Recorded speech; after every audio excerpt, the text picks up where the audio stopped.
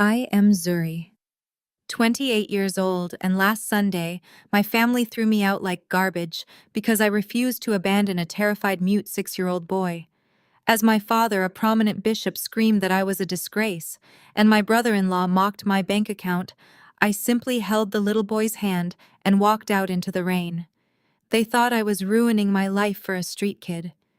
They had no idea that the silent child trembling in my arms was the sole heir to a billion-dollar tech empire, or that his father was about to make them pay for every cruel word they spoke to me. Before I share my story, let me know where you are watching from in the comments below. Hit that like button and subscribe if you have ever had to walk away from toxic family members to protect your peace. The smell of roasted lamb and sweet tea usually brought comfort, but tonight, the heavy oak dining table felt like a courtroom. My mother Valerie had pulled out her finest china with crystal glasses catching the light of the grand chandelier. She was hosting 2 city councilmen and a state senator, all to secure zoning permits for my father's latest megachurch expansion. The room was a fortress of wealth and false piety. I was supposed to sit quietly, wear a polite smile, and serve the food like the obedient daughter they always wanted me to be. Instead, I stood near the entryway, gripping the hand of a 6-year-old boy named Malik. His clothes were still damp from the rain, and he was staring at the marble floor completely terrified. My father, Bishop Thomas, a man who preached charity and grace to thousands of devoted followers every Sunday, suddenly slammed a stack of papers onto the dining table. The loud smack made the crystal glasses rattle.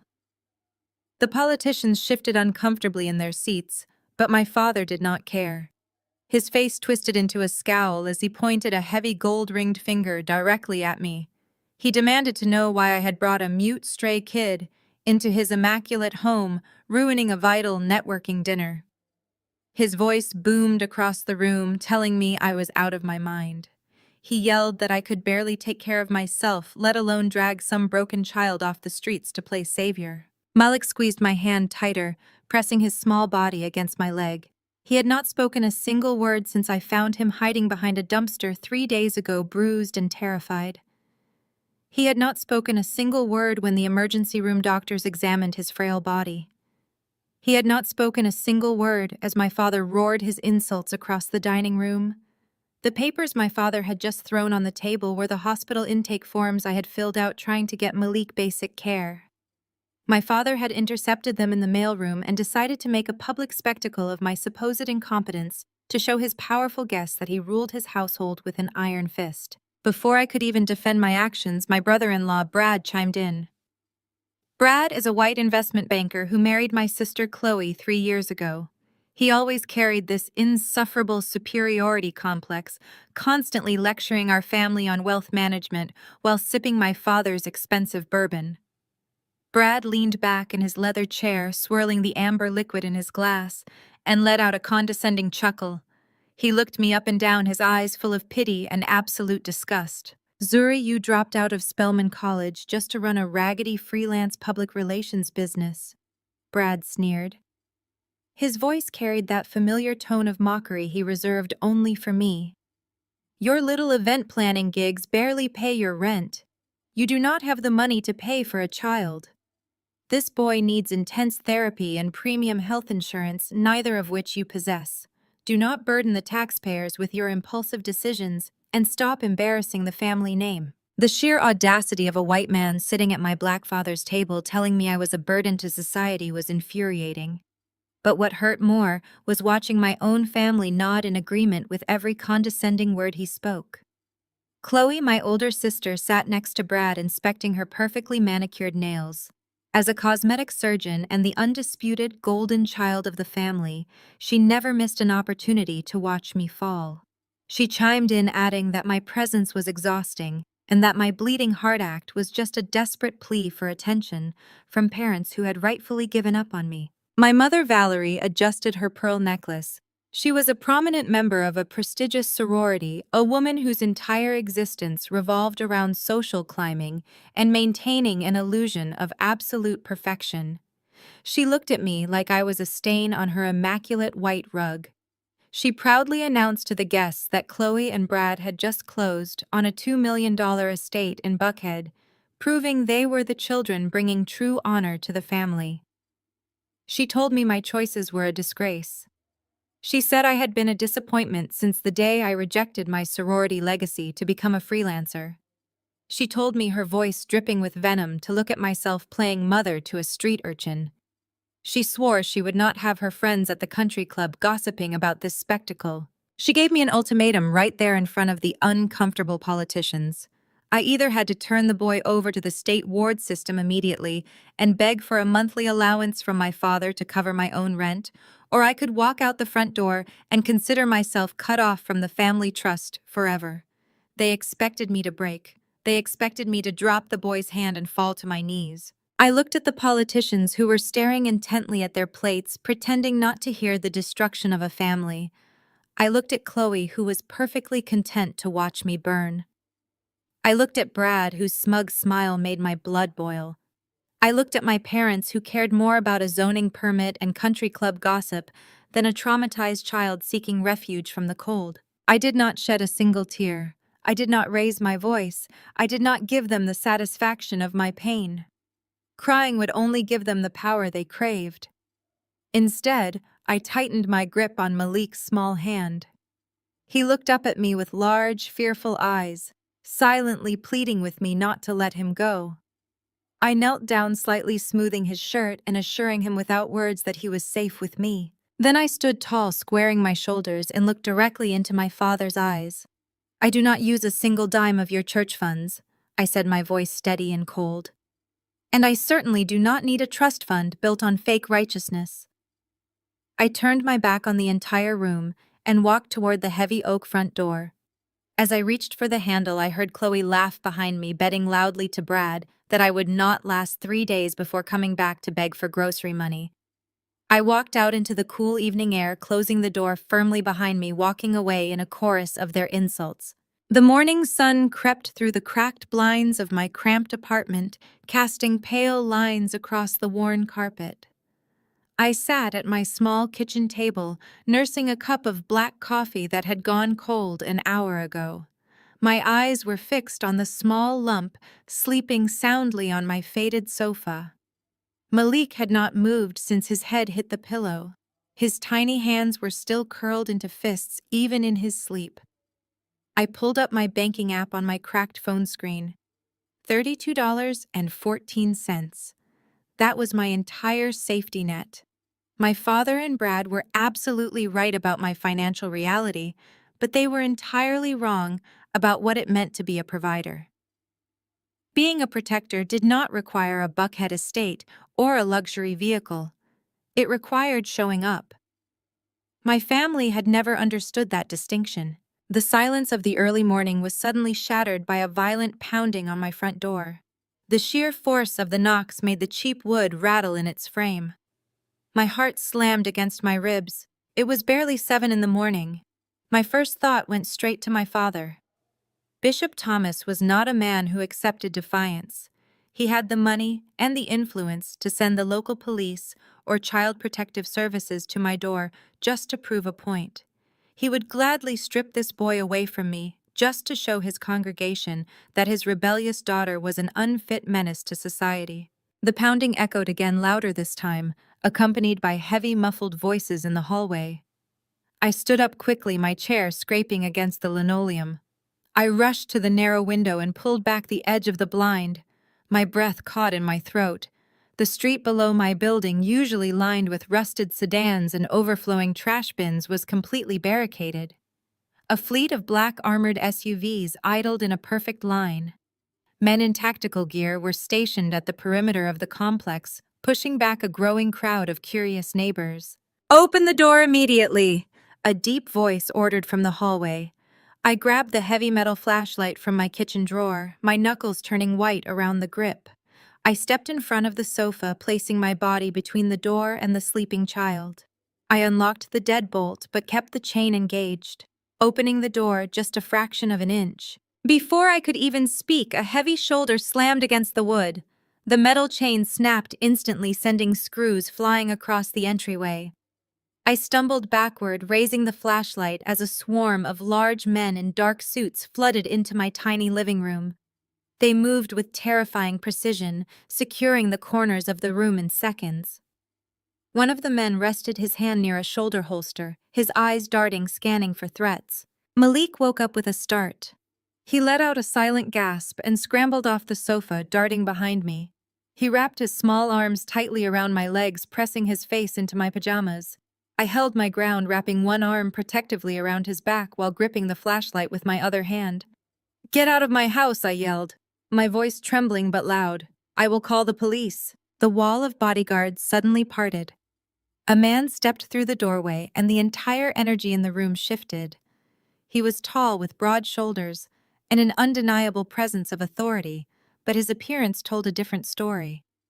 He wore a custom-tailored suit that was deeply wrinkled. His tie was missing. The top buttons of his crisp white shirt were torn open. He looked like a man who had been walking through hell. When he raised his head, I saw his eyes. They were bloodshot, swollen, and frantic with a kind of raw desperation I had never seen before. I recognized him instantly. Elijah Pierce. He was the founder of a global technology empire, a billionaire whose face had graced the cover of every major business magazine in the country. My brother-in-law Brad had practically worshipped him constantly, quoting his investment strategies at family dinners. But right now, standing in my rundown apartment, Elijah Pierce did not look like a tech titan. He looked like a shattered man. His wild eyes scanned the room and instantly locked onto the small boy hiding behind my legs. The air rushed out of his lungs in a ragged gasp. "Malik," he choked out. The billionaire CEO did not hesitate. He dropped straight to his knees, hitting the cheap kitchen floor with a heavy thud. He ignored his security team. He ignored me. He reached out with trembling hands, tears spilling over his eyelashes and streaming down his face. "My boy!" he whispered, his voice breaking into a sob. "Please come here. Please." I felt the tension release from Malik's small body. The boy peeked out from behind my legs. For the first time in 3 days, his eyes widened with something other than sheer terror. He let go of my pants, took one hesitant step forward, and then broke into a run. He collided with his father, throwing his arms around Elijah's neck. Elijah let out a sound that was half laugh and half cry, burying his face in his son's shoulder. He wrapped his large arms around the boy, pulling him tight against his chest, rocking him back and forth on the floor. He repeatedly kissed the top of Malik's head, whispering prayers of gratitude into the quiet room. I lowered the flashlight, feeling the adrenaline drain from my muscles. I stepped back, giving them space, my own eyes filling with tears as I watched the profound display of pure, unconditional love. It was the exact kind of love my own father had withheld from me my entire life. After a long moment, Elijah slowly opened his eyes and looked up at me from the floor.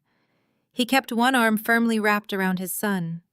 He explained, his voice raspy and thick with emotion, that Malik had been taken 3 days ago.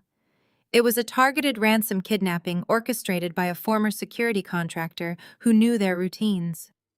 The kidnappers had held Malik in a warehouse across the city, but the boy had managed to slip away through an unlocked loading bay door when his captors were distracted.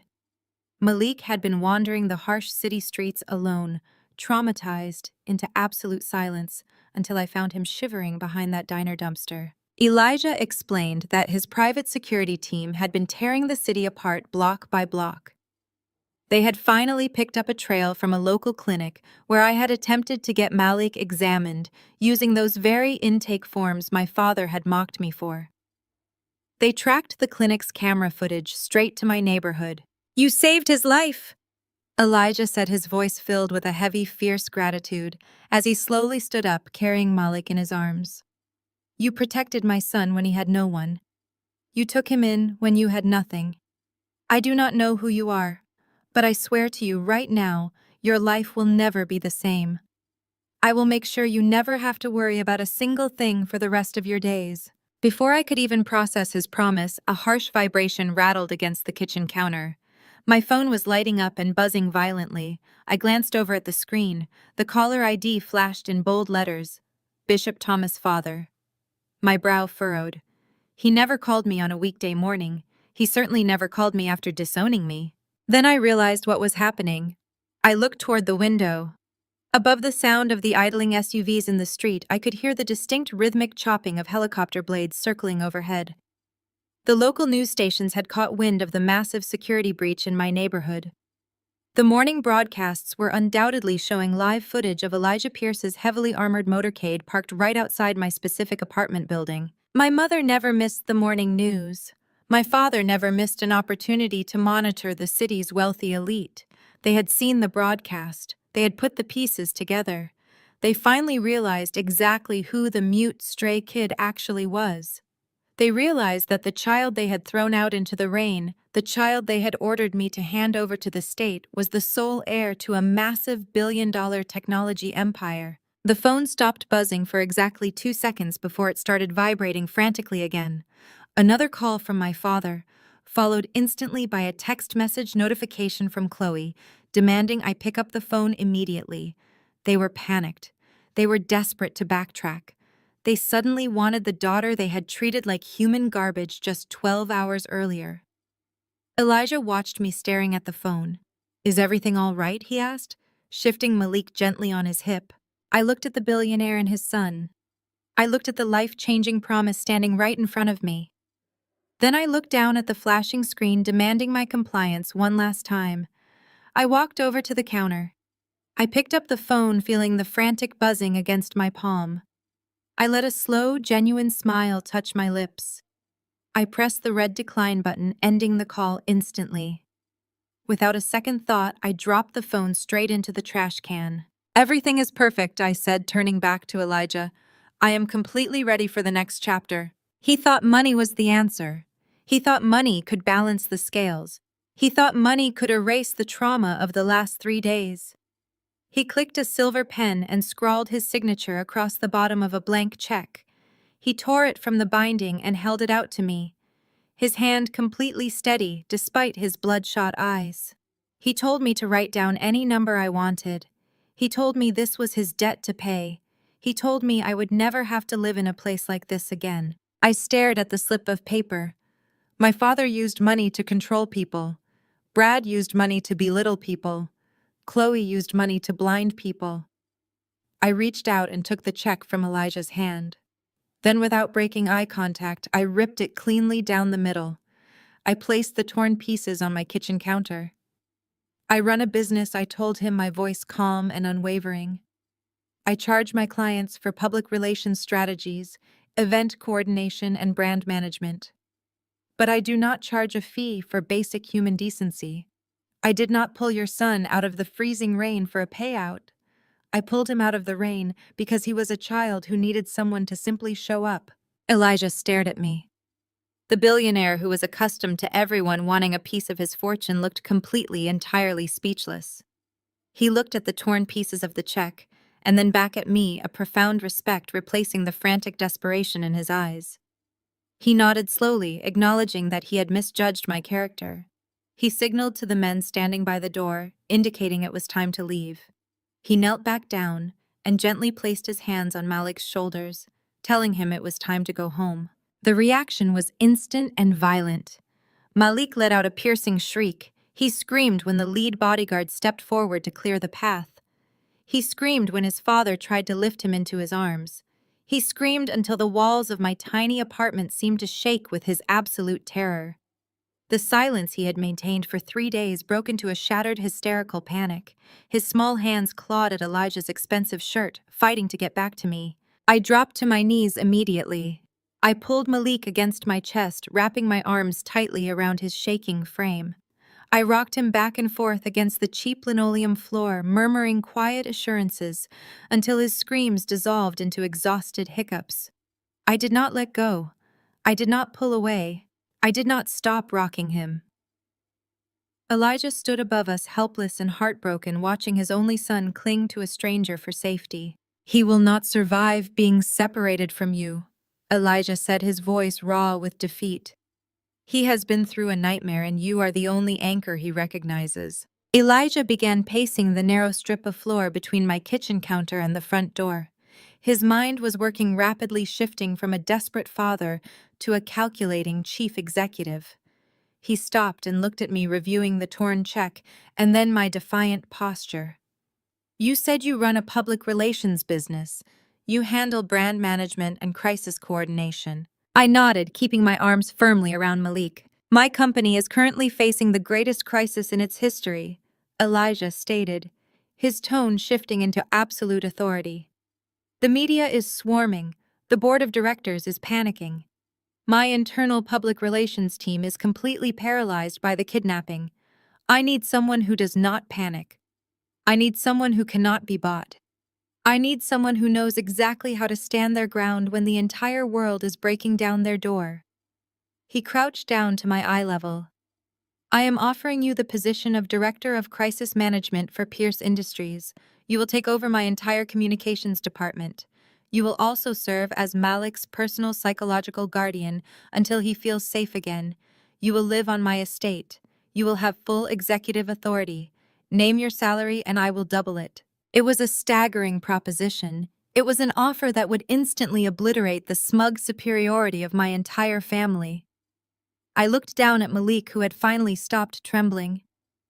I looked at Elijah, who was offering me the power and the platform I had worked my entire life to achieve. I accepted the offer. Within 2 hours, my meager belongings were packed into the back of a bulletproof luxury vehicle.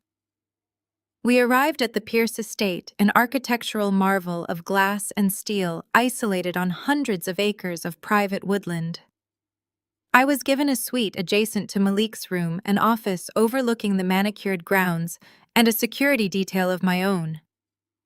I was just sitting down at my new mahogany desk to review the company's press briefings when a junior executive knocked on my door. He was holding a tablet, his face pale with anxiety. He told me I needed to see the local news broadcast immediately. I took the tablet and tapped the screen. The video buffered for a second before revealing a highly orchestrated press conference taking place on the steps of my father's megachurch. Bishop Thomas stood at the podium dressed in his finest tailored suit, looking somber and deeply spiritual. My mother stood right beside him, dabbing at her dry eyes with a silk handkerchief. Chloe and Brad were positioned strategically in the background, looking appropriately solemn. My stomach turned as my father began to speak into the cluster of microphones. He used his deep, resonant preaching voice to weave a web of absolute lies.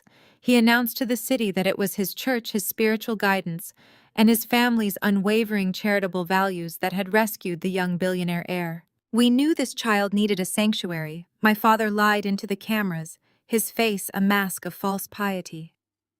I personally instructed my daughter to take the boy in to shelter him and to provide him with our family's signature grace. We recognized his distress, and we did what the Thomas family has always done. We sacrificed our own comfort to harbor the lost. We are simply grateful that our church's mission of charity could assist Mr. Pierce in his time of need. I stared at the screen as the reporters shouted questions about the church's heroics. He used my pain to secure his zoning permits. He used my name to generate a national soundbite. He used a traumatized, kidnapped child to launch a tax-deductible donation campaign for his ministry. The sheer depth of their hypocrisy was suffocating. They had thrown me into the street. They had called me a disgrace.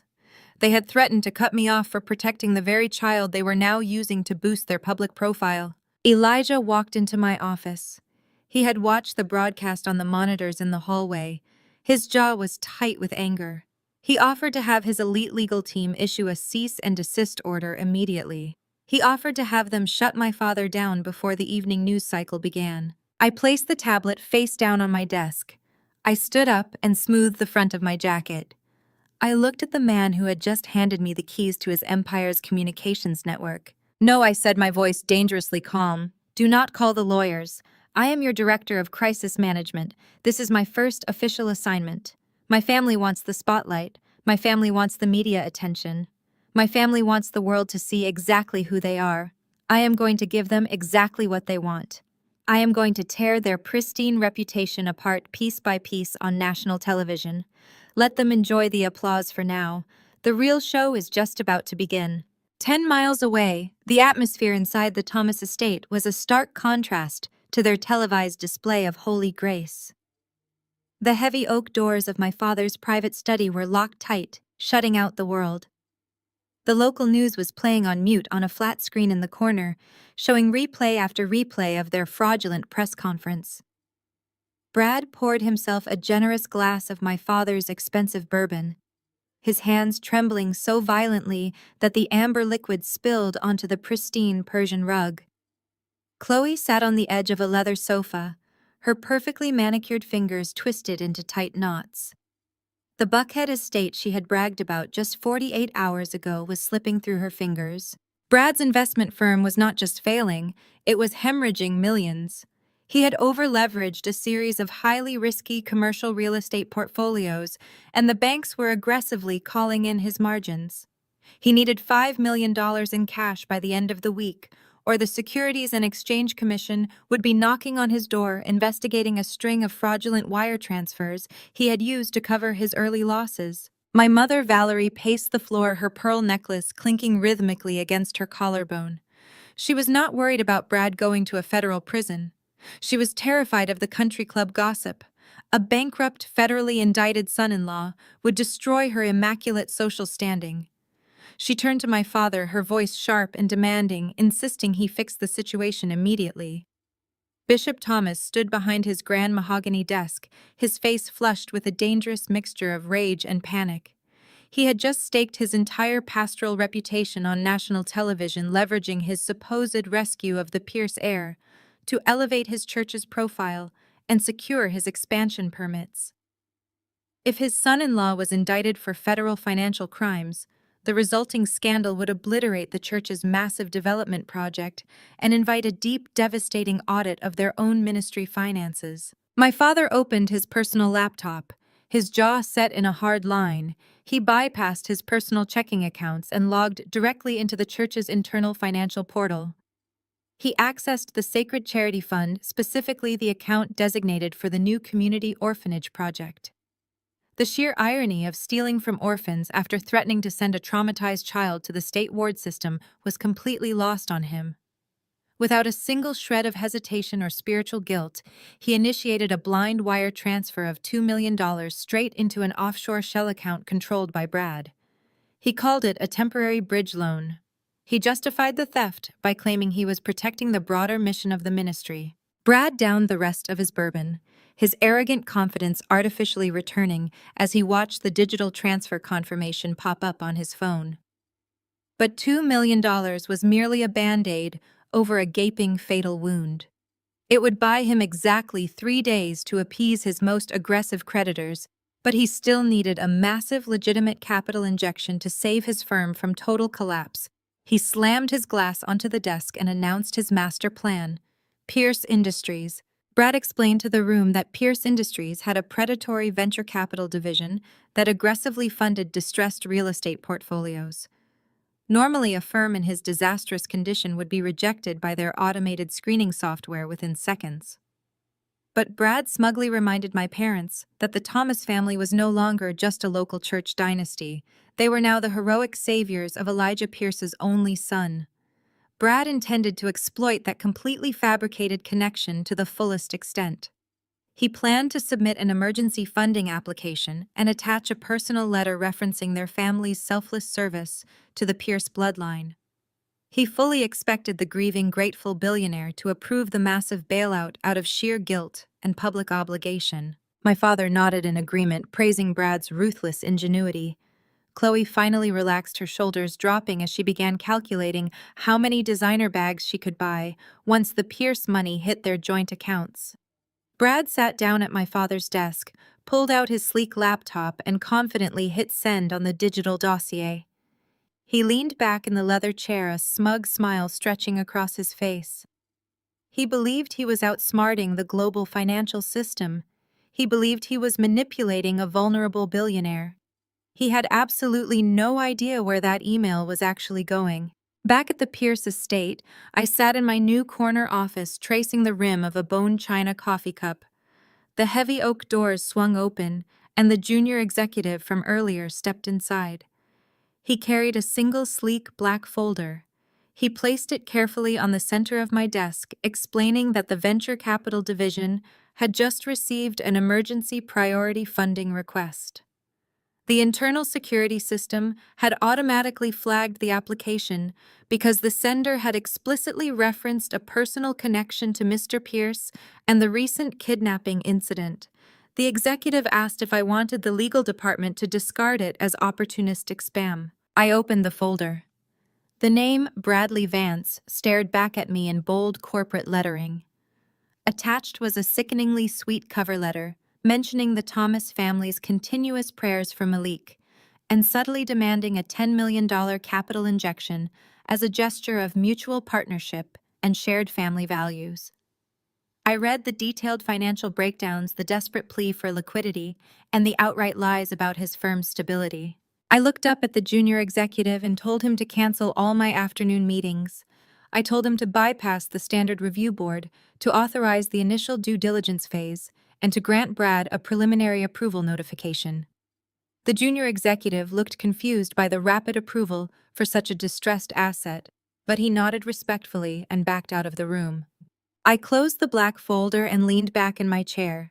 Brad wanted Pierce Industries to save his life. Instead, he had just willingly handed me the exact financial weapon I needed to bury him and my father in the same shallow grave. 2 days later, the suffocating walls of my old life felt like a distant memory. Elijah had insisted that Malik needed safe, controlled exposure to the outside world to begin healing from his severe trauma. He handed me a solid black corporate American Express card and told me to spare absolutely no expense in making his son feel secure again. I chose the Sterling Club, an ultra-exclusive members-only dining room located in the highest echelon of the financial district. It was the exact kind of establishment where membership required a six-figure initiation fee, a rigorous board approval process, and a generational pedigree. I walked through the heavy gold-plated glass doors, wearing a tailored emerald green Alexander McQueen suit that commanded instant, unwavering respect from the staff. Malik held my hand, tightly matching my elegance in a custom-fitted navy blazer and pristine leather loafers. The maitre d' greeted me by name, instantly recognizing the Pierce Industries corporate account attached to my reservation. He ushered us past the crowded main floor to a secluded corner booth surrounded by tinted glass partitions and lush velvet seating, ensuring absolute privacy. For the first hour, everything was peaceful. Malik was actually smiling, dipping artisan truffle fries into organic ketchup and pointing at the massive cascading water wall in the center of the dining room. I watched the healthy color return to his cheeks, feeling a fierce protective warmth blooming in my chest. I was sipping a sparkling mineral water, finally feeling the tension leave my shoulders. Then the heavy mahogany doors of the restaurant swung open, and the air in the room seemed to curdle. Chloe and Brad marched into the dining room. They were loud, demanding, and dripping in the kind of forced arrogance that always accompanied their hidden financial panic. Chloe was wearing a season-old Chanel dress, her eyes darting aggressively around the room to see exactly who was watching them. Brad looked completely disheveled. His tie was loosened, his face was slightly flushed, and he was loudly arguing with the hostess about their table placement. I watched in quiet amusement as Brad aggressively slapped a platinum credit card onto the host stand to secure a better table, completely unaware that the card was likely one declined transaction away from being confiscated by the bank. I kept my head turned, focusing entirely on Malik, but Chloe's predatory radar was always actively scanning for prey. She spotted me across the dining room. I saw her tap Brad's arm, pointing a sharp, manicured finger in my direction. Her jaw dropped in genuine shock at my attire and my location. Brad's chest puffed out immediately. He adjusted his wrinkled jacket, plastering on his signature smug smirk, and strode purposefully across the plush carpet toward our private booth. Chloe trailed closely behind him, practically salivating at the chance to publicly humiliate me in a high society setting. They bypassed the privacy partitions without an ounce of respect. "Well, look what the cat dragged into the elite sector," Brad announced, his voice deliberately loud enough to turn the heads of the neighboring wealthy patrons. I did not flinch. I carefully wiped Malik's hands with a linen napkin before slowly looking up at my brother-in-law. I noted the faint beads of cold sweat forming on his forehead. I noted the slight tremor in his hands. The man was drowning in a multi-million-dollar debt and using loud aggression as a pathetic life preserver. Are you lost, Zuri? Chloe chimed in, leaning heavily against the velvet booth with a mocking laugh. This is not exactly your local corner diner. Did you have to empty your entire sad little savings account just to buy a glass of tap water here? Brad looked down at Malik, then back up at my expensive tailored suit. His brain, fueled by years of deeply ingrained prejudice and racial superiority, completely miscalculated the reality of the situation. He let out a loud, condescending bark of laughter. "Oh, I get it now," Brad sneered, leaning aggressively over the table. "You actually managed to parlay your little rainy night stunt into a minimum wage job. The mighty Pierce family felt sorry for you and threw you a bone. What is your official title, Zuri? Glorified babysitter? Premium diaper changer?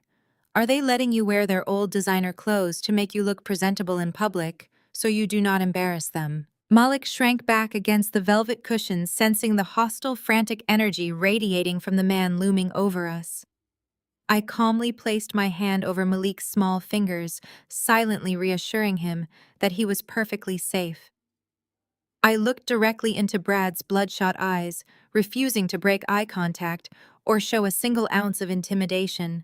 "I am working directly for Pierce Industries," I replied, my voice incredibly low and steady. Brad chuckled, shaking his head as if I had just told a hilarious joke.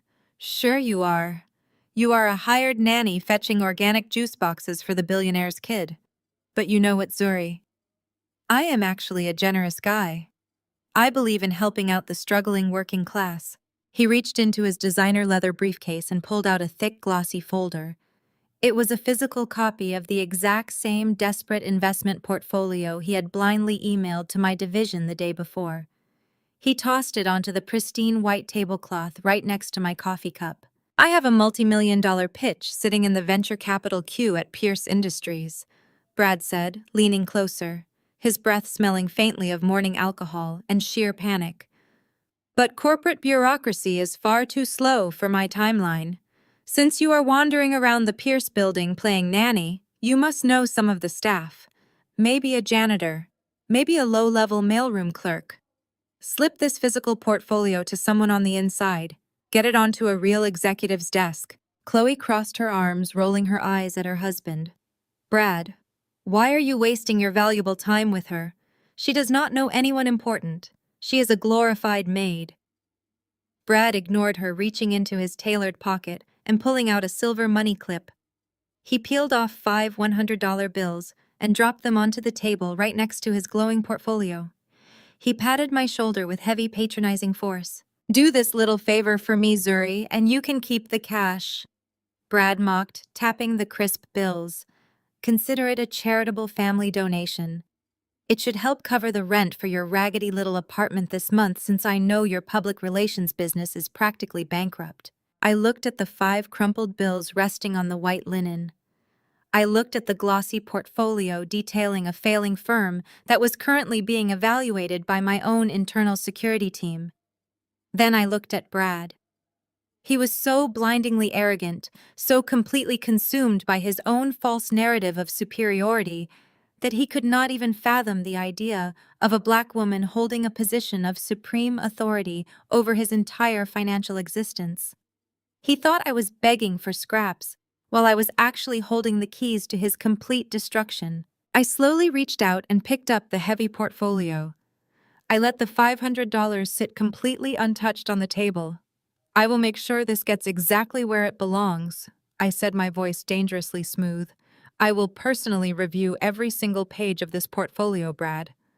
Brad let out a roaring laugh, genuinely amused by my statement.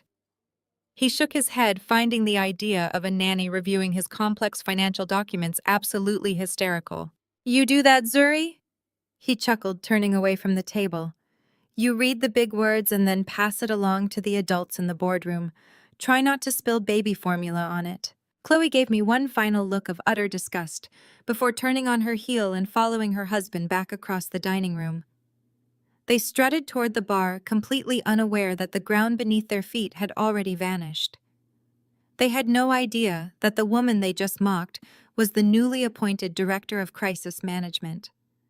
They had no idea that I controlled the Pierce Venture Capital vault. And they certainly had no idea that I was going to use that portfolio to systematically trigger a federal investigation that would strip them of every stolen dime they possessed. The executive boardroom at Pierce Industries occupied the entire top floor of the glass skyscraper. It was a space designed to intimidate, featuring a massive obsidian table, panoramic views of the city, and air conditioning so cold it felt like walking into a vault. I stood at the head of the table adjusting the lapels of my suit. 12 of the most powerful financial directors in the country sat before me alongside Elijah Pierce, who watched me with quiet, intense anticipation. They were accustomed to seeing brilliant analysts fold under the pressure of this room. I was not a standard analyst. I was a woman who had just spent her entire life surviving a family of narcissists, and I was currently holding a loaded gun aimed directly at their glass house. I dimmed the lights and pressed the remote in my hand. The massive presentation screen behind me illuminated, displaying the glossy cover of Bradley Vance's investment portfolio. A few of the directors shifted in their Italian leather chairs, murmuring in quiet recognition of the firm's name. Brad had spent years throwing expensive parties and renting luxury cars to create the illusion of a thriving financial empire. It was time to pull back the curtain. Gentlemen, I began, my voice ringing clear and steady across the silent room. Yesterday, our venture capital division received an emergency request for a $10 million capital injection from Vance Capital. The applicant attempted to bypass standard vetting protocols by claiming a personal connection to Mr. Pierce and referencing the recent security incident involving his son. He framed this request as a mutual partnership. I clicked the remote. The screen shifted from Brad's polished marketing materials to a stark spreadsheet filled with aggressive red text. I spent the last 12 hours running a surgical forensic audit on this portfolio. I continued, pacing slowly behind my chair. Bradley Vance is not offering a partnership. He is begging for a life raft. His entire commercial real estate portfolio is catastrophically over-leveraged. He has been using new investor capital to pay the margins on his failing properties. It is a classic textbook Ponzi structure, and it is currently collapsing in real time. One of the senior directors, a silver-haired man with a sharp scowl, leaned forward. That is a heavy accusation, Miss Thomas. Vance Capital has consistently reported solid quarterly earnings. They are reporting fabricated numbers, I countered, instantly, bringing up the next slide. Look at the asset valuations. He is claiming ownership of 3 prime commercial sectors in the downtown district.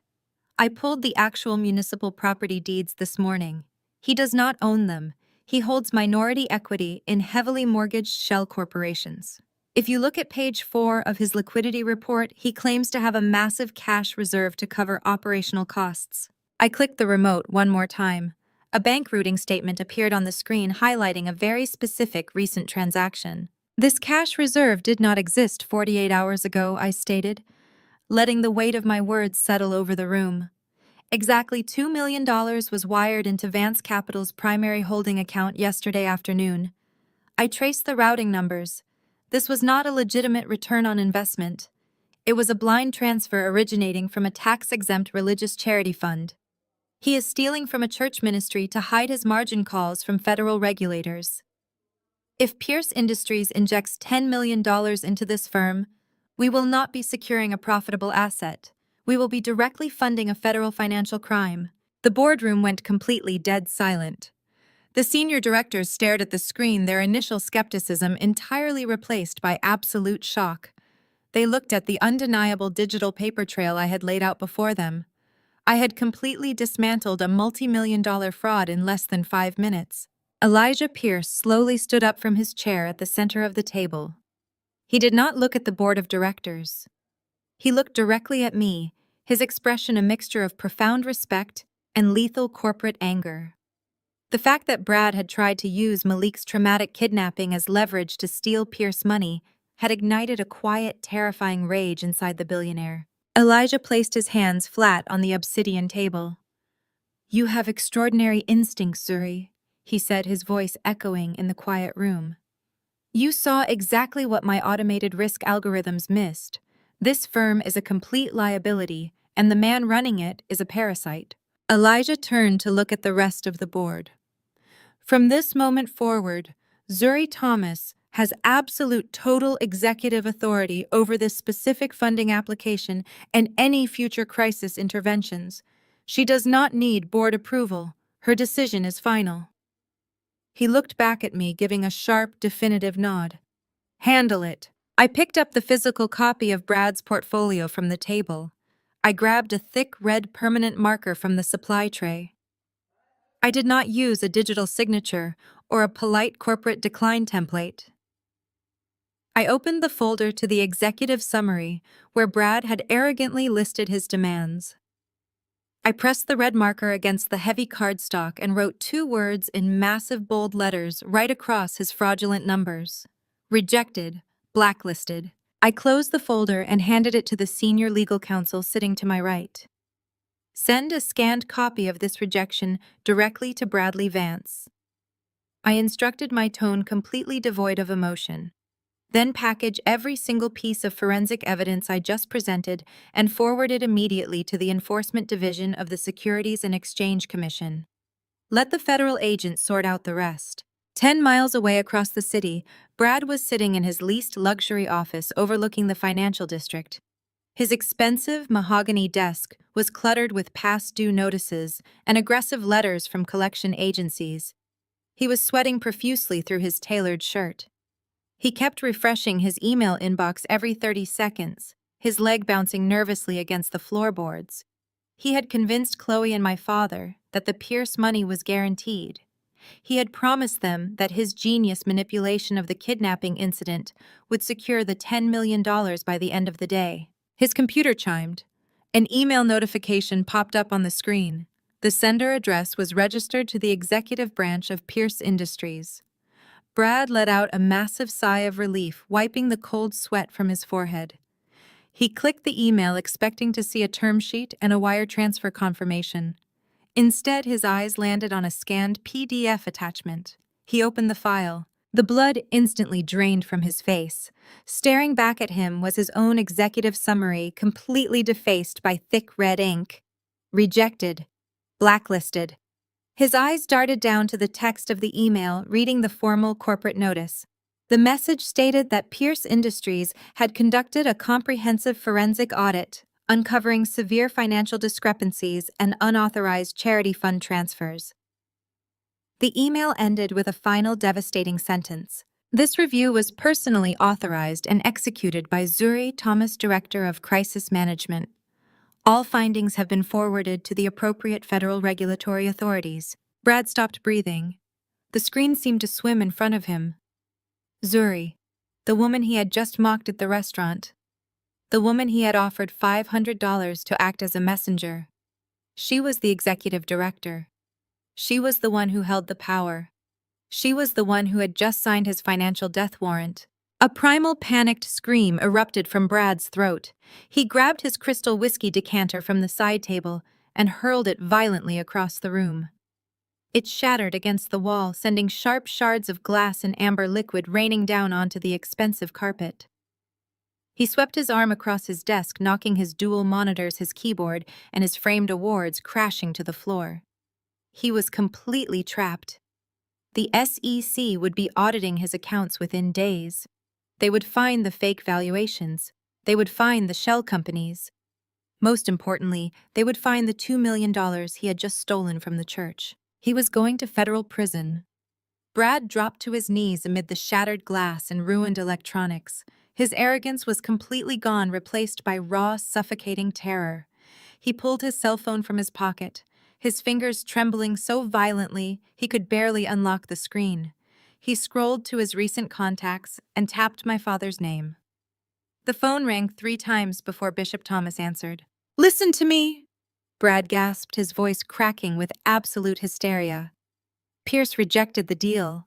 They audited the firm. They know about the offshore accounts, and they know about the money from the church.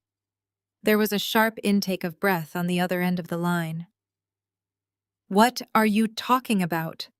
My father demanded his pastoral calm, completely vanishing. You said the transfer was untraceable.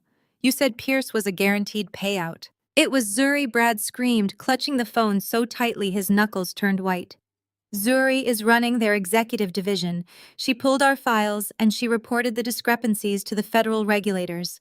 They are going to audit my firm, and then they are going straight for your ministry accounts. My father was completely silent. The terrifying reality of the situation was settling over him.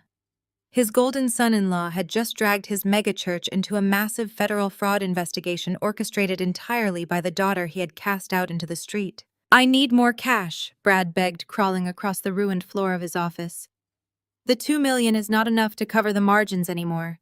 The banks are going to freeze my accounts by morning. You have to drain the entire community orphanage fund. You have to wire me everything the church has right now, or I swear to God, I will tell the feds exactly who authorized that first transfer. You are going down with me, Bishop. I need that money right now." My private cell phone began to vibrate across the polished surface of my mahogany desk, exactly 40 minutes after I issued the blacklisting order against Bradley Vance. I was sipping a fresh cup of espresso, watching the digital confirmation from the Securities and Exchange Commission hit my secure inbox.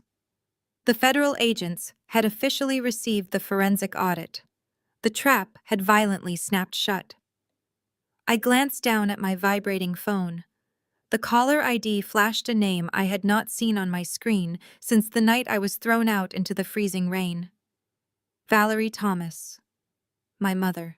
I let it ring 3 times.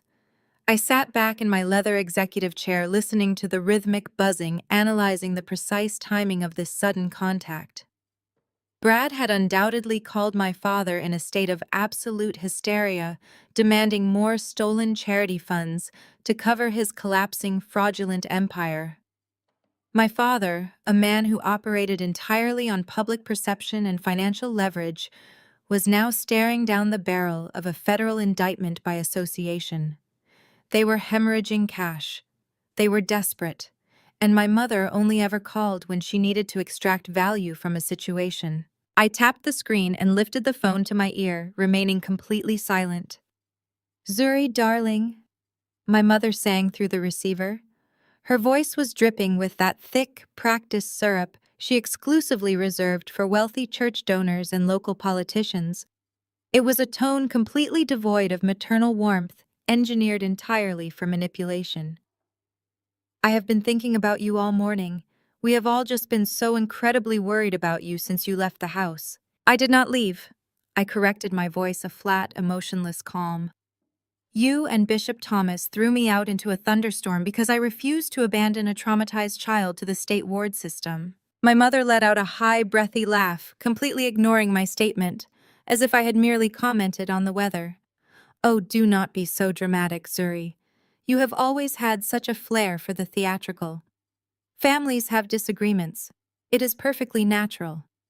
But we are a family of faith, and it is time to put these petty little misunderstandings behind us."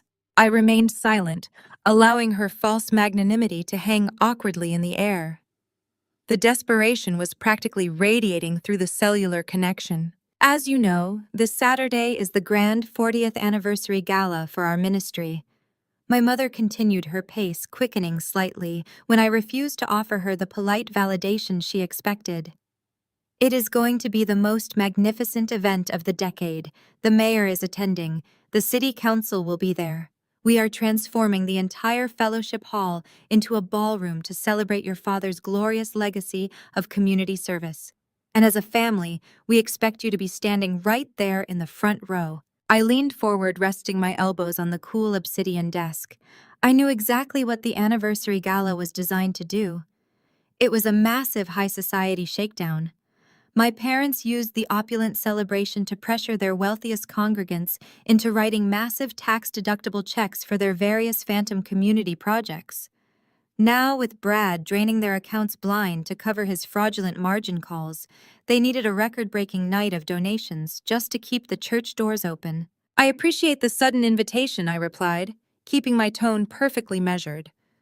"But high society galas require a certain standard of presentation. I would hate to ruin your aesthetic." My mother seized the opening immediately, her voice dropping into a sharp, condescending whisper.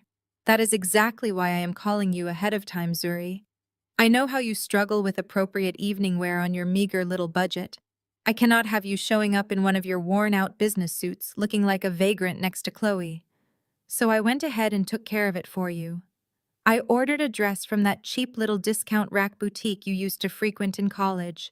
It is nothing special, but it is presentable enough for the back of the room. I will have one of the church volunteers drop it off at the Pierce Estate service entrance this afternoon. I looked down at the sleeves of my custom-tailored Alexander McQueen jacket. I looked around my sprawling corner office overlooking the financial district. The sheer blinding arrogance of her assumption was almost breathtaking.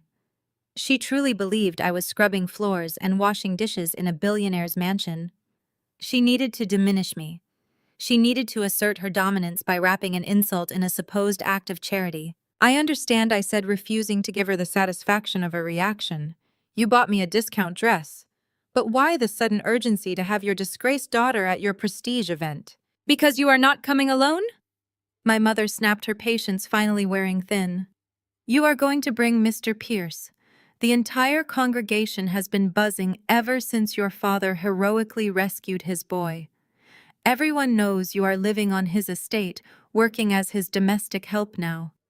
It is perfectly fine, honest labor, Zuri. There is no shame in being a maid for a wealthy family. But we need him in that building. The pieces of their desperate puzzle locked seamlessly into place. I need Mr. Pierce to be photographed. Shaking your father's hand at the gala, my mother continued spelling out her parasitic strategy. I need the wealthy donors to see the great tech billionaire endorsing our charity funds.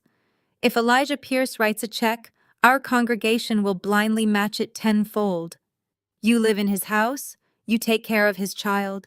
Tell him it is a requirement of your employment. Tell him he owes the Thomas family for our holy intervention. Just get him to walk through those doors and sit at our VIP table. It was a brilliant, albeit entirely delusional, piece of crisis management.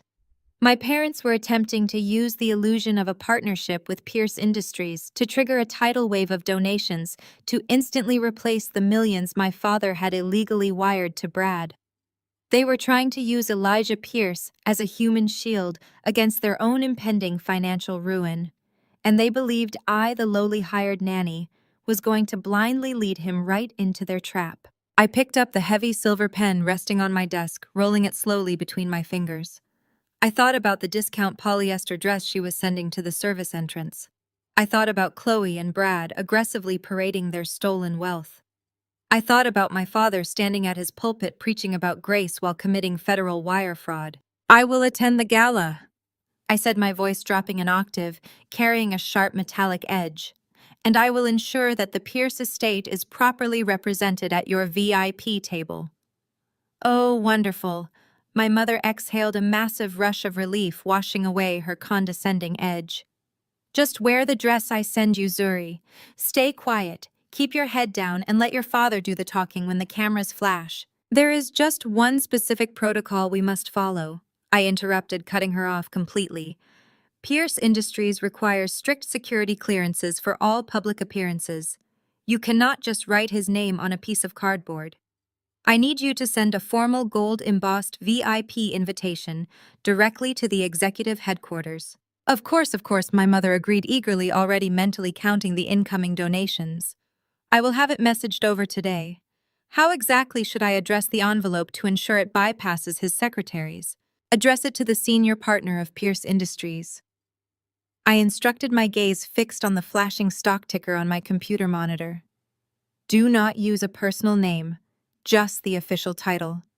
Send it to the executive suite. I will personally guarantee that the senior partner attends your father's anniversary gala. Perfect. My mother purred, her arrogant confidence completely restored.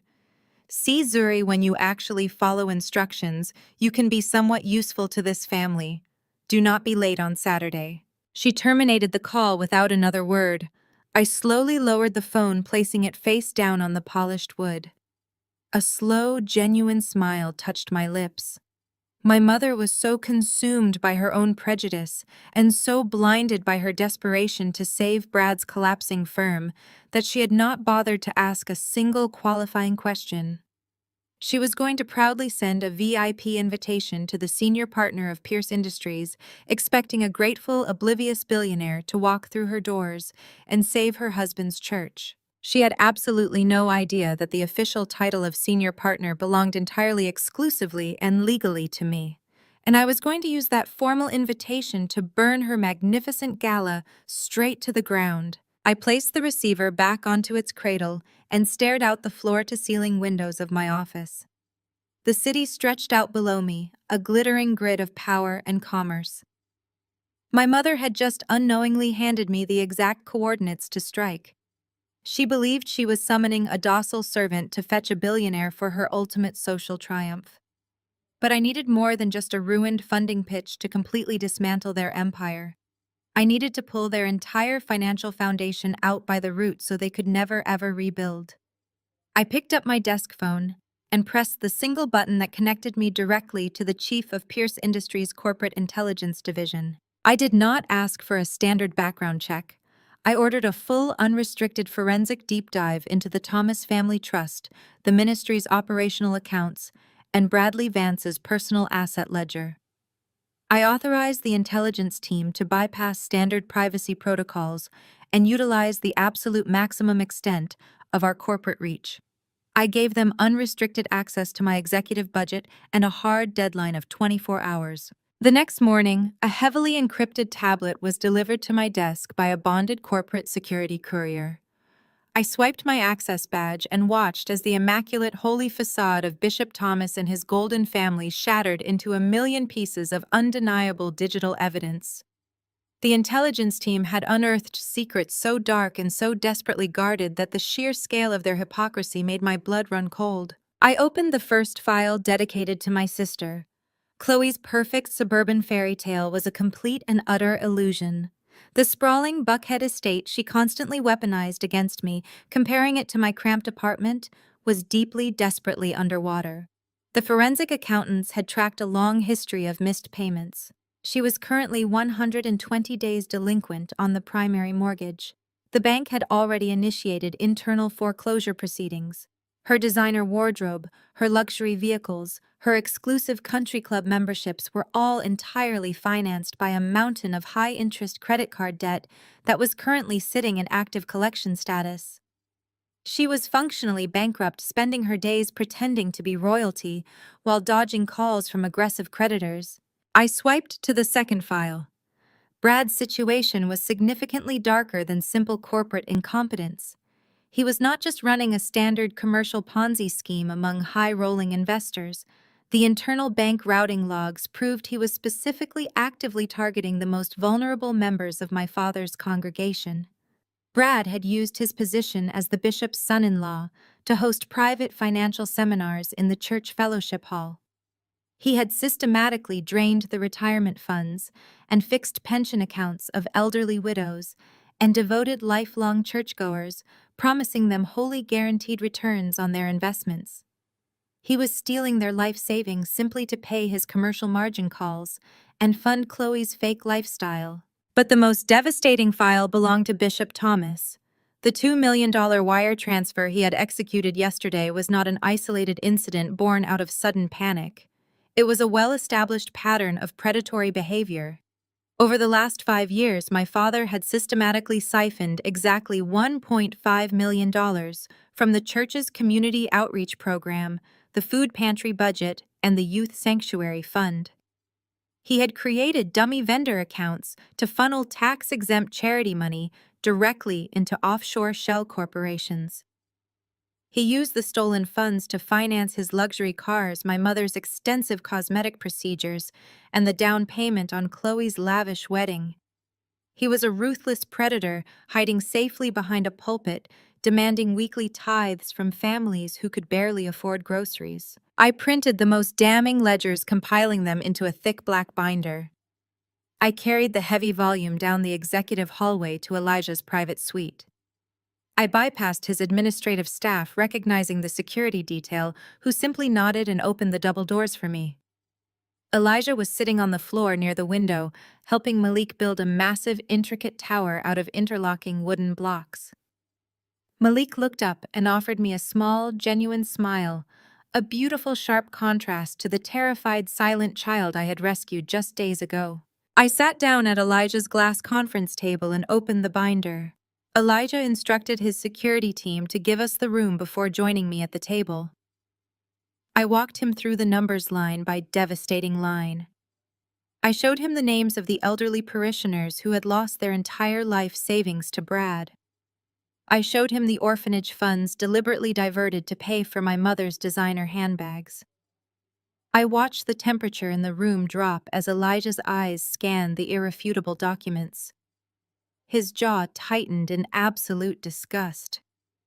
The man who had built his empire on innovation and strict loyalty possessed a lethal hatred for those who exploited the defenseless. He looked at me, his voice deadly quiet, asking if I wanted him to hand the files over to the federal prosecutor immediately to have them arrested before the end of the day. I shook my head, closing the binder with a sharp snap. A federal indictment would immediately freeze their assets and drag this out in the courts for years. I explained, my voice perfectly level. They would use the media to play the victim. My father would stand on his pulpit and claim religious persecution. My mother would cry on daytime television. I do not want them to go to a white-collar prison while pretending to be spiritual martyrs. I want them to lose everything they value in front of the exact people they have spent decades trying to impress. I laid out my strategy. I asked Elijah to authorize the Pierce Industries' aggressive acquisitions department to move immediately. I did not want to simply expose their massive debts to the public. I wanted to physically own those debts. I instructed his financial black ops team to quietly approach Brad's desperate creditors and purchase his toxic commercial portfolios at a premium. I told them to contact the bank holding the mortgage on my parents' sprawling estate and the bank preparing to foreclose on Chloe's mansion and buy the paper outright. Elijah did not hesitate for a single second. A slow, dangerous smile spread across his face, fully appreciating the absolute ruthlessness of my plan. He walked to his desk, picked up his secure phone, and authorized a blind, multi-million-dollar acquisition budget without asking a single follow-up question. He gave the acquisitions team exactly 48 hours to execute the sweep and secure every signature. The corporate machinery of Pierce Industries moved with terrifying lethal efficiency. 2 days later, a senior acquisitions attorney walked into my office and placed a thick stack of certified legal documents directly onto my desk. I ran my fingers over the heavy embossed paper. The predatory commercial loans, the active foreclosure, notices, the primary deeds to their properties. They were no longer held by faceless banking institutions or distant mortgage lenders. Pierce Industries had structured the incredibly aggressive buyouts through a newly established private holding corporation. It was a corporation that was legally registered entirely, completely, and exclusively in my name. I picked up the deed to the mega church property and the title to the Buckhead estate. My family had spent my entire life reminding me that I had nothing, that I was nothing. They had thrown me out into the cold because they believed they held all the power. Now, sitting in a glass tower above the city, I owned the roof over my parents' heads. I owned the very walls of Chloe's mansion. I owned every single cent of Brad's future. The net was perfectly, inescapably set. All I had to do now was put on my mother's discount dress and walk into their magnificent anniversary gala. I stared at the legal documents until the sun dipped below the city skyline, casting long, fractured shadows across my office. The trap was set. The net was woven. I packed the deeds into my leather briefcase and headed back to the Pierce estate. Saturday evening arrived with a chilling calm. I stood in the center of my expansive suite at the Pierce mansion, looking at the garment bag a church volunteer had dropped off at the service entrance, exactly as my mother had promised. I unzipped the plastic. It was a shapeless, dull gray polyester dress. It smelled of mass manufacturing and petty vindictiveness. It was designed to make me invisible. It was designed to make me look like a servant. It was the physical manifestation of my mother's absolute disdain. I slipped it on. I smoothed the cheap fabric over my ribs. I looked in the floor-to-ceiling mirror. I did not see a victim. I saw an executioner in disguise. I was a woman holding the deeds to their entire existence, wearing their insult like a suit of armor. A soft, deliberate knock echoed through the suite. The heavy oak door swung open, and Elijah stepped into the room. He wore a tailored midnight black tuxedo that radiated absolute, undisputed authority. He stopped. He looked at the gray dress.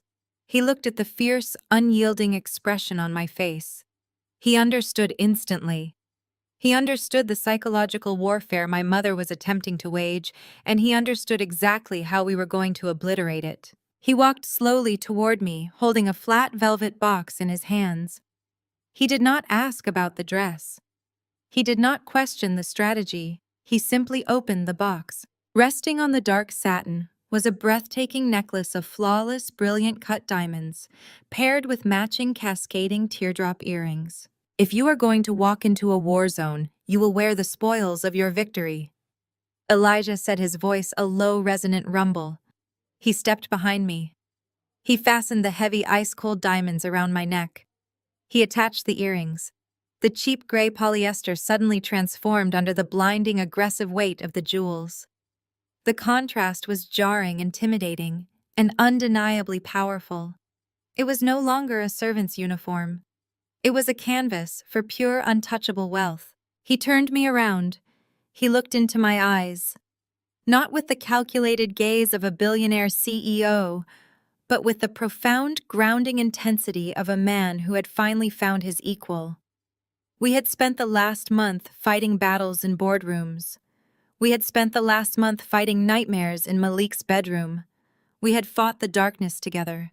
We had built a sanctuary together. You saved my son. Elijah whispered, his hands resting gently on my shoulders. You dismantled an empire to protect this family. You did not just survive your past, Zuri. You conquered it. He took a slow, deliberate breath. He reached into his tuxedo jacket and pulled out a smaller velvet box. He did not kneel. Kneeling was for people begging for a favor. He stood perfectly straight at eye level, offering a partnership of absolute equals. He opened the small box, revealing a massive emerald-cut diamond ring that caught the light and fractured it into 1,000 brilliant shards. I do not want you just as my director of crisis management, Elijah said, his gaze locked onto mine. I do not want you just as the senior partner holding the keys to my vault. I want you as my wife. I want you as my equal. Build an empire with me, Zuri. Before I could process the massive brilliant diamond resting in the box, a small sound broke the heavy silence of the room. We both turned. Malik was standing in the doorway. He was wearing a tiny, perfectly tailored tuxedo that matched his father's exactly.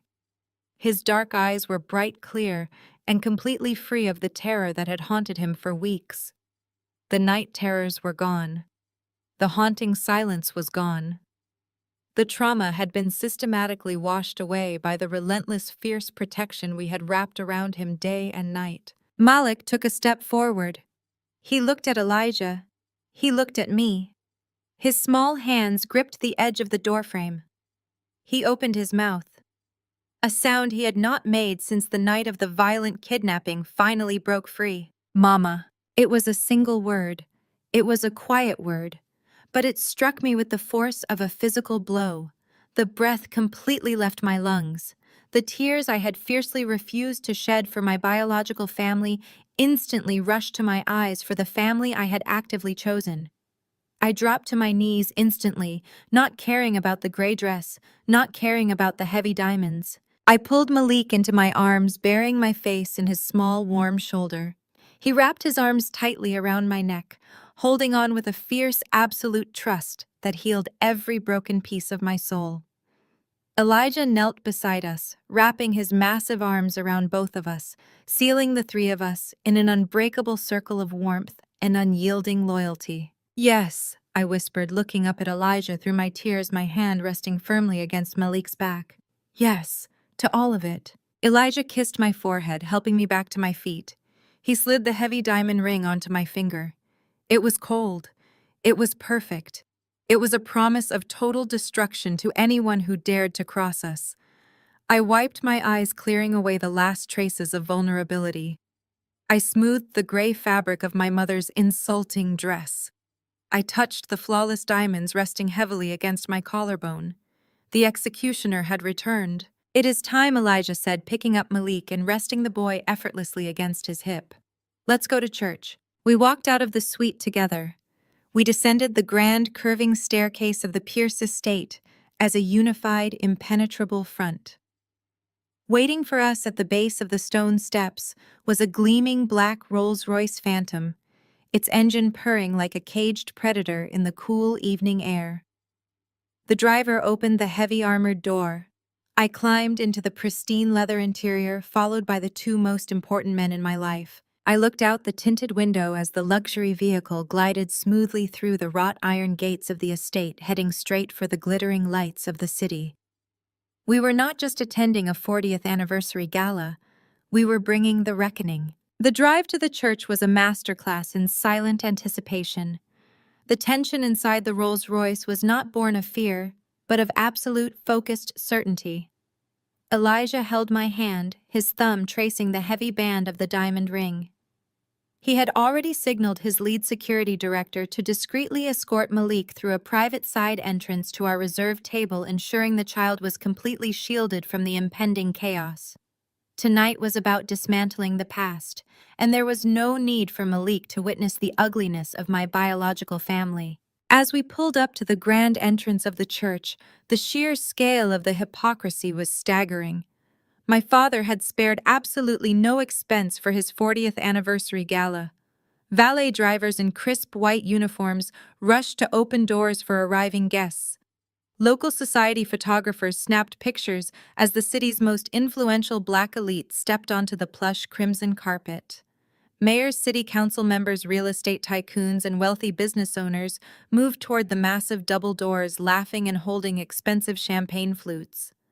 They were entirely oblivious to the fact that the lavish celebration they were attending was funded by stolen charity money and a desperate collapsing Ponzi scheme. I stepped out of the luxury vehicle. The cool evening air hit my face. I smoothed the cheap gray polyester dress my mother had sent me. Paired with the blinding, flawless pierced diamonds resting heavily against my collarbone, the dull fabric somehow transcended its cheap origins. My posture, my absolute lack of intimidation, and the millions of dollars radiating from my neck turned the insulting garment into an avant-garde statement of power. Elijah stepped out beside me, buttoning his tuxedo jacket. His presence alone causing a ripple of hushed whispers to spread through the crowd of arriving guests. We walked up the stairs and stepped through the heavy oak doors into the grand lobby. The foyer was a sea of silk designer gowns and tailored tuxedos. A live jazz quartet played softly in the corner. Right at the center of the room, perfectly positioned beneath a massive crystal chandelier, stood my mother and Chloe. Valerie Thomas was holding court wearing a sequined emerald gown, greeting the wealthy donors with her signature practice smile. Chloe stood beside her holding a glass of dark red wine, looking aggressively manicured but distinctly strained. I could see the dark circles poorly hidden beneath her heavy foundation. I could see the frantic, rigid tension in her jaw. She was a woman drowning in debt, trying desperately to maintain the illusion of royalty. As I walked across the marble floor, the crowd naturally parted for Elijah. The hushed whispers grew louder. My mother turned her plastic smile, freezing instantly as her eyes locked onto me. She looked at the gray dress she had sent to humiliate me. Then her gaze traveled upward to the cascading diamonds framing my face. Her brain seemed to completely malfunction, unable to process how her ultimate insult had been transformed into a display of absolute untouchable wealth. Chloe saw me a second later. Her reaction was not shock. It was pure, unadulterated venom. The deep-seated jealousy that had consumed her entire life flared into a blinding rage. She saw me standing tall, commanding the attention of the entire room, wearing jewels that cost more than her entire heavily mortgaged estate. Her rational mind snapped. She gripped her wine glass, her knuckles turning white, and marched directly toward me, cutting through a group of city council members. I stopped walking, letting her approach. I maintained a perfectly serene expression. "What do you think you are doing?" Chloe hissed, her voice vibrating with malice loudly enough for the surrounding elite guests to hear. You think because you work as a glorified maid for a rich man, you can steal a designer dress and parade around here like you belong. Take off those fake diamonds and go to the back before I have security throw you out. She did not wait for my response. In a swift, vicious motion designed to look like an accidental stumble, she thrust her arm forward, aiming the full glass of dark red wine directly at my chest. It was a pathetic, desperate attempt to physically ruin me, to stain me, and force me to run out of the building in shame. She was far too slow. I had spent my entire life anticipating their attacks. I shifted my weight and smoothly pivoted to the right. The dark red liquid flew past my shoulder, completely missing the gray dress. The heavy crystal wine glass slipped from Chloe's hand and shattered violently against the pristine marble floor. The loud crash echoed through the lobby, instantly silencing the jazz quartet. Hundreds of conversations stopped dead. Every single powerful guest in the room turned to stare at the commotion. A few stray drops of the red wine splashed onto the toe of my designer heel. I looked down at the tiny red stains, then back up at Chloe, whose face was now flushed with deep public embarrassment. Before Chloe could attempt to salvage her fabricated accident, a sudden frantic commotion erupted near the coat check. Bradley Vance came tearing through the crowd of elite guests, completely ignoring every standard of social decorum. He looked absolutely unhinged. His expensive tuxedo was wrinkled, his tie was pulled loose, and he was sweating so profusely, his hair clung to his forehead. He had clearly been waiting in the lobby, desperate to intercept his only remaining lifeline. He spotted Elijah standing just half a step behind me. Brad's eyes widened in wild, frantic relief. He lunged forward, literally shoving Chloe aside, causing her to stumble into a floral arrangement. He reached out to grab my shoulder to push me out of the way, so he could grovel directly to the billionaire. "Mr. Pierce!" Brad gasped, his voice cracking, pitching loudly into the silent room. "Mr. Pierce, please. I am Bradley Vance, the audit." It was a massive misunderstanding. The funds were just reallocated. I can explain the portfolio. I just need 5 minutes of your time to clear this up. We can still make the partnership work. Brad stood there, his hand outstretched, panting heavily, begging for his financial life in front of the entire congregation and the city's most influential leaders. He was a cornered animal, completely stripping away his own dignity. Elijah did not flinch. He did not blink. He looked at Brad with the cold, empty detachment of a man observing an insect on the pavement. He did not acknowledge Brad's words. He did not acknowledge Brad's existence. Instead, Elijah Pierce, the most powerful financial titan in the city, stepped smoothly past the sweating, frantic man. He reached into his tailored tuxedo jacket and pulled out a pristine white silk handkerchief. He moved with deliberate, unhurried grace, completely commanding the silent room. He stopped directly in front of me. Slowly, he lowered himself, dropping to one knee right there on the wine-stained marble floor. A collective audible gasp swept through the hundreds of guests. My mother raised a trembling hand to her mouth, her eyes wide with absolute horror. Chloe stared in paralyzed disbelief. Brad froze, his outstretched hand dropping limply to his side, his mind entirely unable to process what was happening. Elijah ignored them all.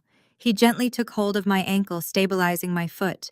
With meticulous, respectful care, he used the silk handkerchief to wipe the few drops of spilled red wine from my shoe. It was a gesture of absolute supreme devotion. It was a public, undeniable declaration of my worth. By kneeling before me to clean my shoe, Elijah systematically destroyed every lie my family had ever told about me. He elevated me above every single person in that room, and simultaneously reduced Brad and Chloe to utter insignificance. He finished wiping the leather, folded the stained silk, and placed it back into his pocket. He stood up seamlessly, towering over Brad. He offered his arm to me, his eyes completely focused on mine. "Shall we proceed to our table, senior partner?" Elijah asked, his voice carrying effortlessly across the dead silent lobby. I smiled, placing my hand on his arm. "We certainly shall," I replied. "Certainly. We walked forward as a single impenetrable unit. The crowd physically parted for us, creating a wide path through the sea of designer gowns and tailored suits. We stepped around the shattered crystal and the spilled wine, leaving the stain behind us. But Bradley Vance was not a man who understood when he had been utterly defeated. He was a man drowning in his own catastrophic failures, desperately grasping at any illusion of control. He could not compute that Elijah Pierce, a titan of industry, was deferring to me. In Brad's narrow, arrogant mind, I was still the outcast. I was still the scapegoat. I was still the woman who could be pushed aside. Brad scrambled to block our path. He puffed out his chest, trying to project a dominance he absolutely did not possess. He looked at me with a mixture of panic and deep-seated condescension. "Zuri, step aside." Brad ordered, his voice dripping with unearned authority. "Go wait by the coat check. This is business for real men. This is corporate maneuvering. You have no place here. Let the adults speak." Elijah stopped. He did not raise his voice. He did not shift his posture. He simply looked at Brad with a gaze so lethal it seemed to drop the temperature of the entire grand lobby to absolute zero. "Are you giving orders to the senior partner who holds 40% of my private acquisitions?" Elijah asked, his words cutting through the dead silent room like a serrated blade. "Are you giving orders to my fiancé?" The silence that followed was absolute. It was deafening. It was the sound of a reality completely, violently realigning. Brad stumbled backward. The blood drained entirely from his face, leaving him a sickly, terrifying pale. His mouth opened, but no sound came out. He looked like a man who had just been handed his own execution order. A few feet away, Chloe gasped. The fresh glass of expensive champagne she had just grabbed from a passing tray slipped right through her trembling fingers. It hit the marble floor. It shattered.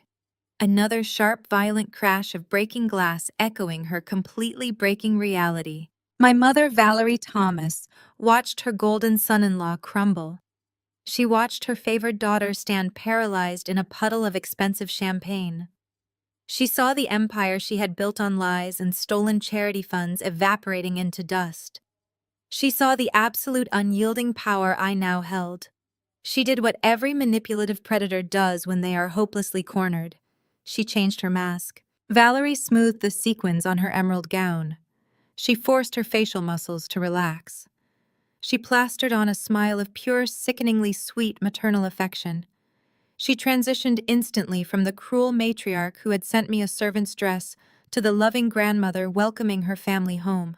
"Zuri, my beautiful girl," Valerie cooed, her voice echoing with artificial syrupy warmth.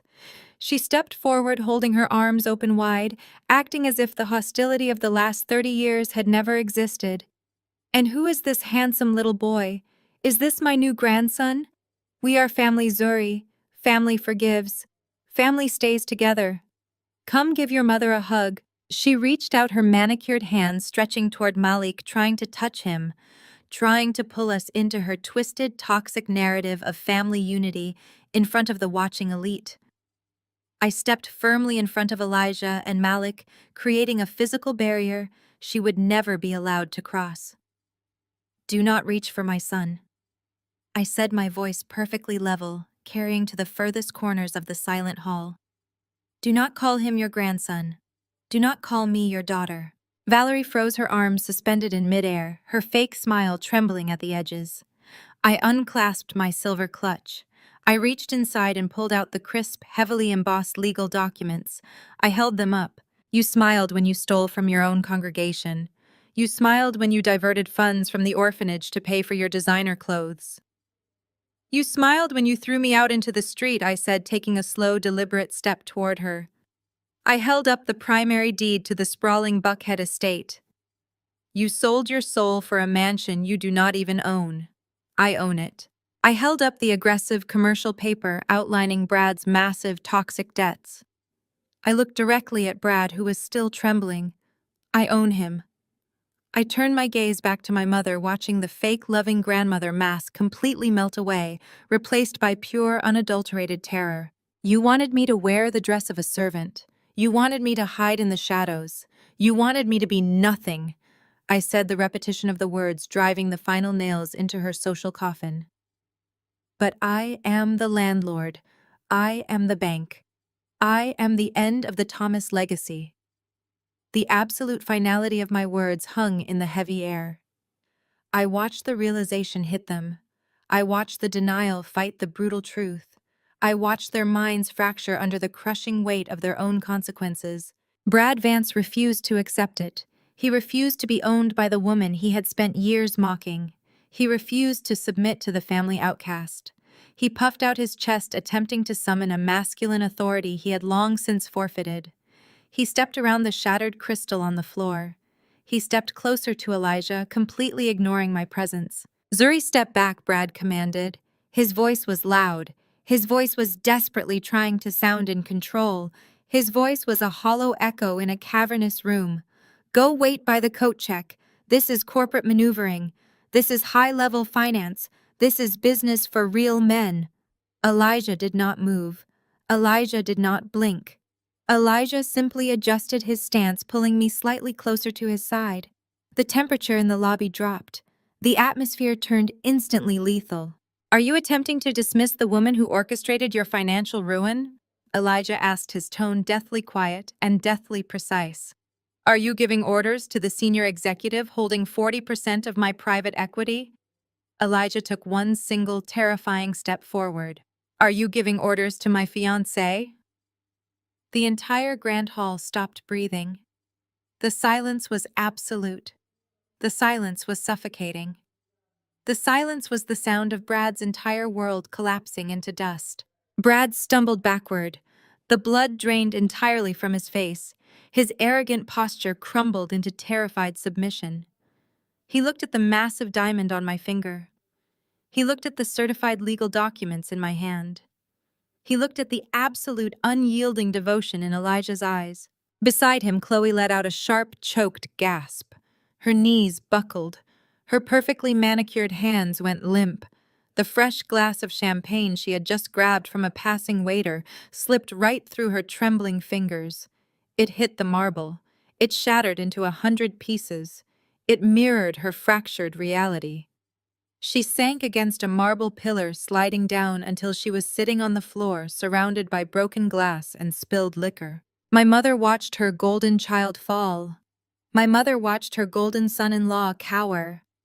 My mother realized the war was lost, so she immediately tried to change the battlefield. Valerie Thomas was a chameleon of survival. She was a predator who knew exactly how to wear the skin of a saint. She saw Elijah's protective stance over the little boy holding my hand. She saw the wealth. She saw the power. She saw an opportunity to rewrite the narrative and save her public image. Valerie rushed forward, her arms outstretched, her face twisted into a mask of overwhelming maternal joy. She bypassed me completely. She bypassed Elijah. She lunged directly toward Malik. "Oh, my precious boy," Valerie cried out, her voice pitching into a theatrical, sickeningly sweet register. "My beautiful, beautiful grandson. Come to your grandmother. Let me hold you. Family is everything. Family heals everything." Malik froze. The terrified, hunted look returned to his dark eyes. He did not see a loving grandmother. He saw a stranger with frantic eyes and grasping hands.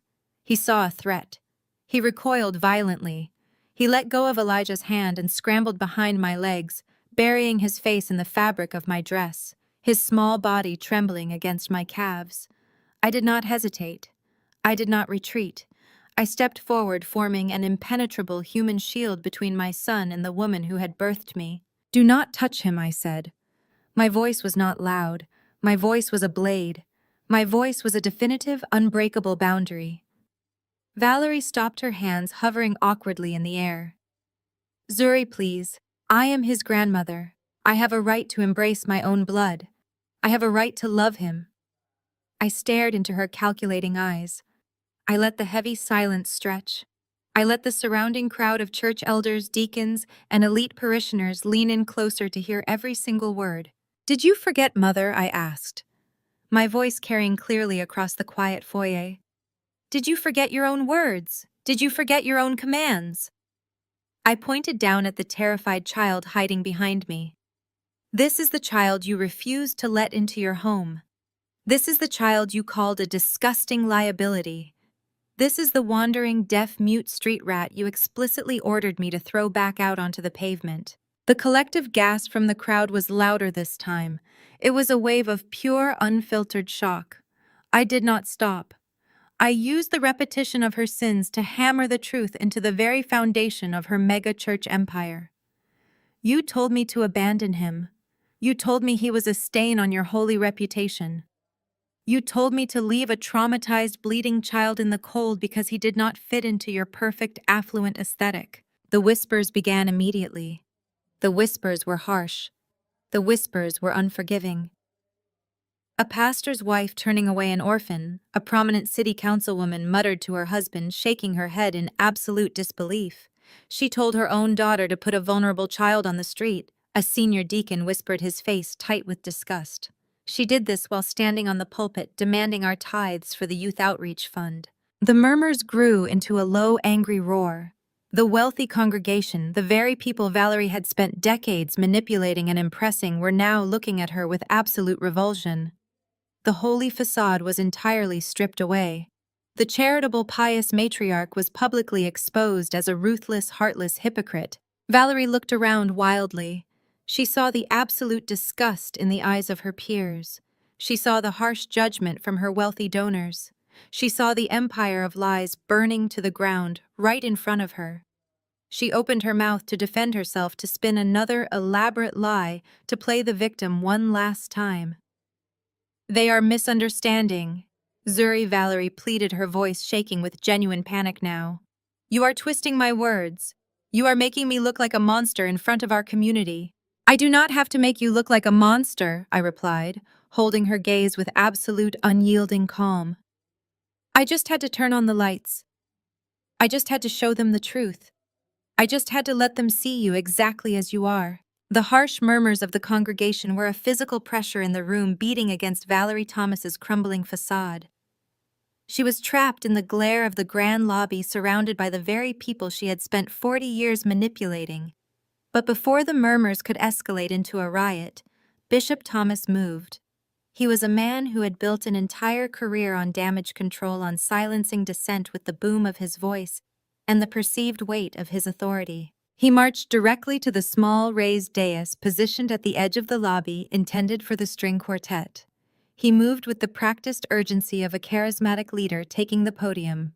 He grabbed the microphone stand, adjusting it with a sharp, deliberate motion that commanded immediate attention. Ladies and gentlemen, family and friends. Bishop Thomas boomed, his voice echoing through the grand lobby, instantly cutting through the hushed, chaotic whispers.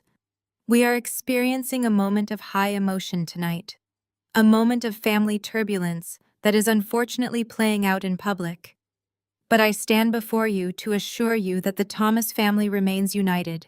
We are moving forward into our 40th year stronger than ever. He paused, letting his deep, resonant voice settle over the crowd, projecting absolute calm.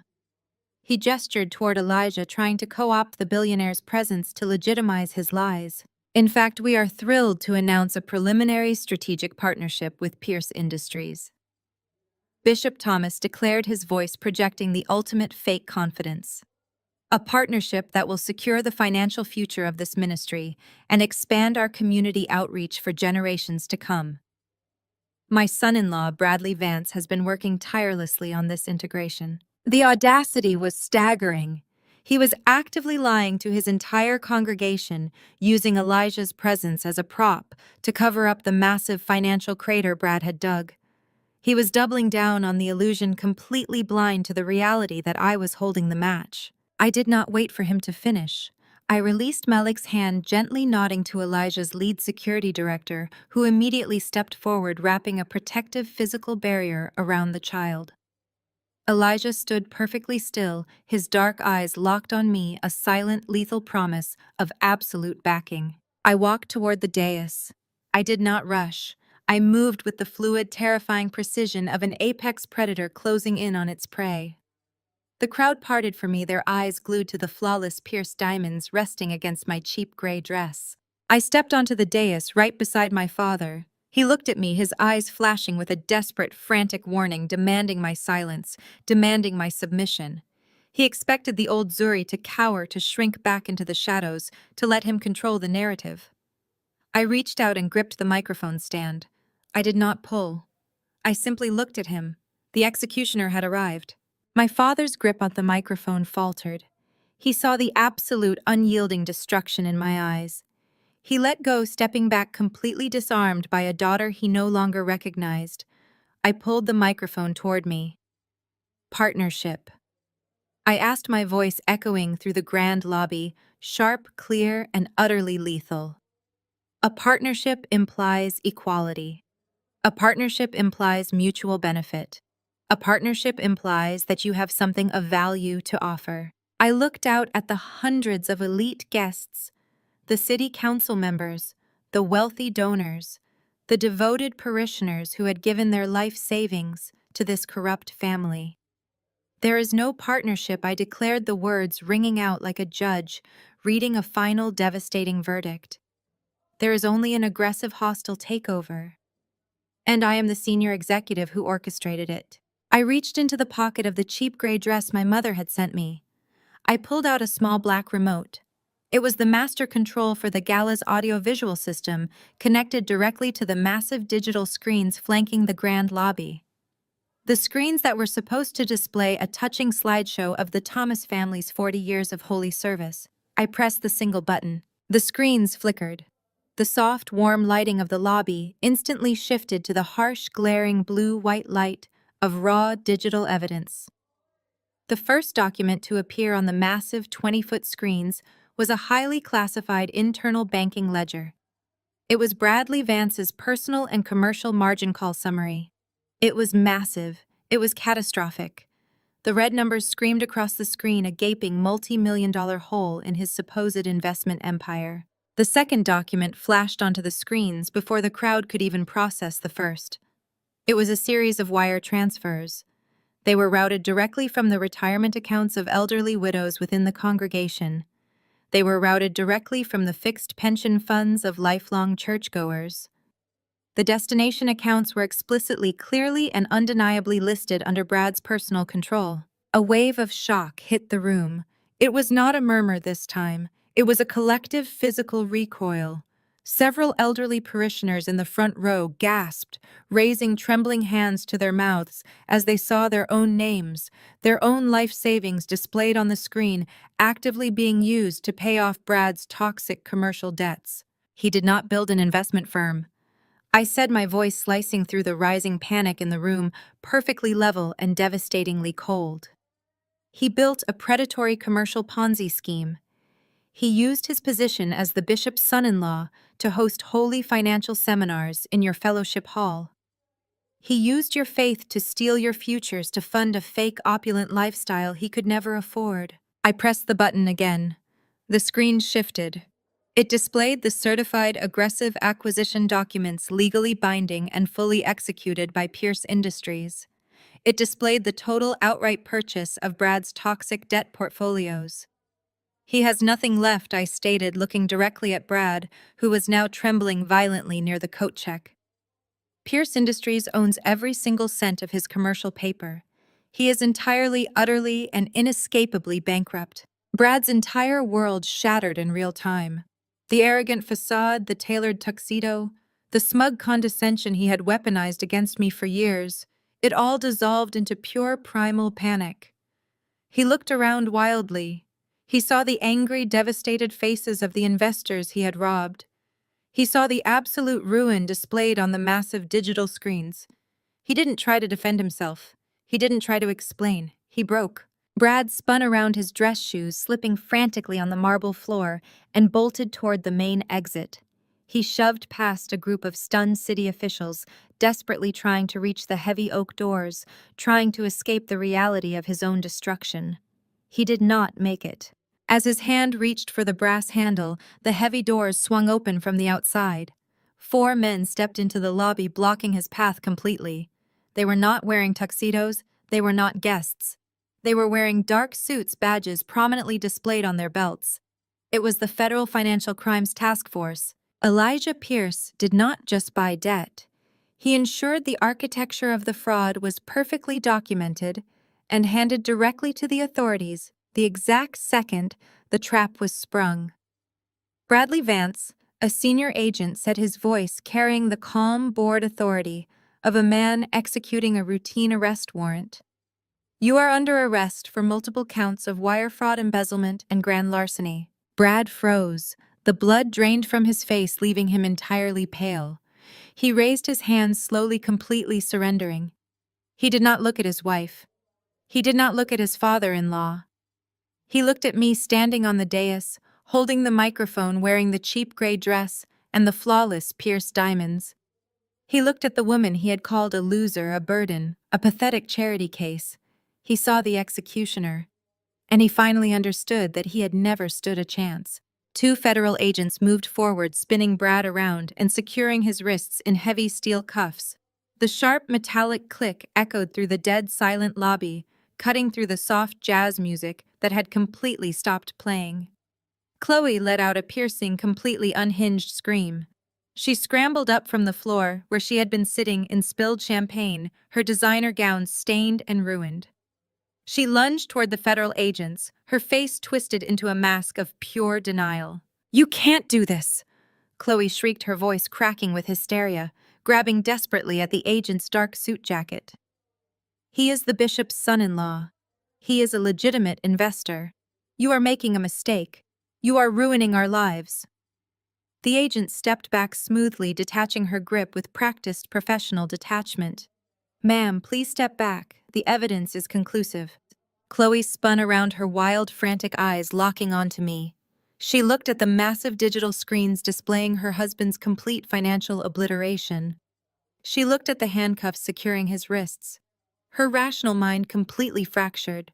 She pointed a trembling, manicured finger directly at me. "You did this!" Chloe screamed, her voice echoing through the grand lobby, raw and unhinged.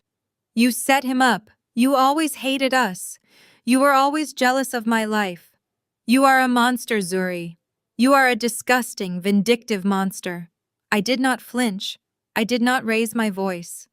I simply looked at her, standing in her ruined designer gown, screaming at the federal agents while her entire fake existence burned to the ground. I pressed the button on the remote one final time. The massive digital screens shifted again. The banking ledgers disappeared. They were replaced by a single certified legal document. It was the primary deed to the sprawling Buckhead estate, the mansion Chloe used to prove her superiority, the mansion she constantly weaponized against my cramped apartment, the mansion she claimed was the ultimate symbol of her perfect royal life. The document clearly showed the active foreclosure proceedings initiated by the bank. It clearly showed the 120 days of deep critical delinquency. And in bold, black, undeniable ink, it clearly showed the aggressive, absolute buyout of that mortgage by a private holding corporation, a holding corporation legally registered entirely and exclusively in my name. The room went completely silent again. The elite guests stared at the screen, processing the magnitude of the revelation. Chloe's perfect life was a complete illusion. Her mansion was a lie. Her wealth was a mirage built on stolen funds and predatory debt. "I did not set him up, Chloe," I said, my voice echoing through the quiet lobby, perfectly level and devastatingly cold. "I simply stopped paying for your illusions. I simply stopped letting you pretend. You built a castle on a cliff edge. I just let it fall." I looked down at the deed displayed on the screen. "You have 72 hours to vacate my property," I stated, the absolute finality of the words ringing in the air. Chloe stopped screaming. She stared at the massive digital screen, her mouth opening and closing without sound. She looked at the handcuffs on her husband's wrists. She looked at the deed, proving she was entirely, utterly homeless. The reality finally broke through her denial. Her knees buckled again. She collapsed onto the marble floor, her perfectly styled hair falling into her face, sobbing hysterically into her hands, a woman who had finally run out of lies. I turned away from my sister. I turned away from the federal agents escorting Brad Vance out of the grand lobby in handcuffs. I turned my attention back to the podium, back to the man who had orchestrated the entire foundational rot of the Thomas family empire. I looked directly at Bishop Thomas. He was standing near the edge of the dais, his charismatic facade completely stripped away. He was sweating, his eyes darting frantically around the room, searching for an exit, searching for a way to spin the catastrophe. He looked like a cornered animal, realizing the trap was perfectly inescapably set. I adjusted the microphone. I smoothed the gray fabric of my dress. The execution of Bradley Vance was complete. It was time to pull the entire Thomas legacy out by the roots. The lobby was a cathedral of shattered glass and shattered egos. The heavy oak doors had barely closed behind the federal agents dragging Bradley Vance out in handcuffs when the collective gaze of the city's elite snapped back to the dais. They looked at me holding the microphone, and then they looked at Bishop Robert Thomas. The man who had baptized them, married them, and taken their tithes for 40 years was standing at the edge of the stage, completely paralyzed. The booming, charismatic voice that had commanded thousands every Sunday was gone. The immaculate posture of the untouchable religious titan had completely caved in. He was sweating profusely. The heavy stage lights caught the beads of moisture rolling down his forehead and soaking into the collar of his custom-tailored tuxedo. He looked at the massive digital screens that had just displayed his son-in-law's total annihilation. He looked at his favored daughter sobbing hysterically on the floor. Then he looked at me. He saw the absolute cold void in my eyes. He saw Elijah Pierce standing just a few feet away, an immovable wall of billionaire power shielding my son. My father realized in that exact second that he had no leverage left. His wealth was built on a house of cards, his reputation was bleeding out on the marble floor, and his golden son-in-law was on his way to a federal holding cell. The great Bishop Thomas did the only thing a coward could do when cornered by the truth. He broke. Right there in front of the mayors, the city council members, the real estate tycoons, and the senior deacons of his own megachurch, my father's knees gave out. He dropped to the floor. The heavy thud of his knees hitting the hardwood of the dais echoed through the microphone I was holding, broadcasting his submission to the entire room. "Zuri, please," he gasped. His voice was a pathetic, raspy whisper, but the microphone amplified every single desperate syllable. "Zuri, I am begging you. Do not do this. You have made your point. You have proven your power. Brad is gone. Chloe is ruined. Is that not enough? Please, daughter, keep this between us. Do not destroy the church. Do not destroy my name in front of my congregation." He clasped his hands together in a twisted mockery of prayer, looking up at me from the floor. "Save my face, Zuri. I am your father. I am a man of God. If you do this, the congregation will lose their faith. You will destroy the ministry." I looked down at him. I felt no pity. I felt absolutely nothing but the cold, clinical precision of a surgeon cutting out a tumor. "You are not worried about their faith," I replied, my voice echoing evenly across the dead silent lobby. "You are worried about your access to their wallets." Seeing her husband kneeling in disgrace, Valerie Thomas snapped. The terrifying reality of losing her social throne pushed her into a frantic, hysterical rage. She scrambled up the steps of the dais, her emerald gown catching on the edge. She threw herself next to my father, not kneeling, but hovering in a frantic, hunched posture. She decided to play her final desperate card, the ultimate manipulation of a toxic mother. "How dare you!" Valerie screamed, real tears finally spilling over her heavily powdered cheeks. "How dare you stand there and judge us? I gave you life, Zuri. I carried you in my womb for 9 months. I endured the pain of childbirth to bring you into this world. You would not even exist without me. You would be nothing without the breath I gave you." She beat her chest dramatically, playing to the audience, hoping the cultural reverence for motherhood would turn the tide of the crowd's disgust. "I sacrificed my body for you," Valerie sobbed, pointing a trembling finger at me. "You owe me your entire existence. You owe us respect. The Bible commands you to honor your father and your mother, and you stand here trying to ruin the very people who fed you, who clothed you, who raised you. You are an ungrateful, unnatural daughter." The crowd held its collective breath, waiting to see if the maternal guilt trip would break my resolve.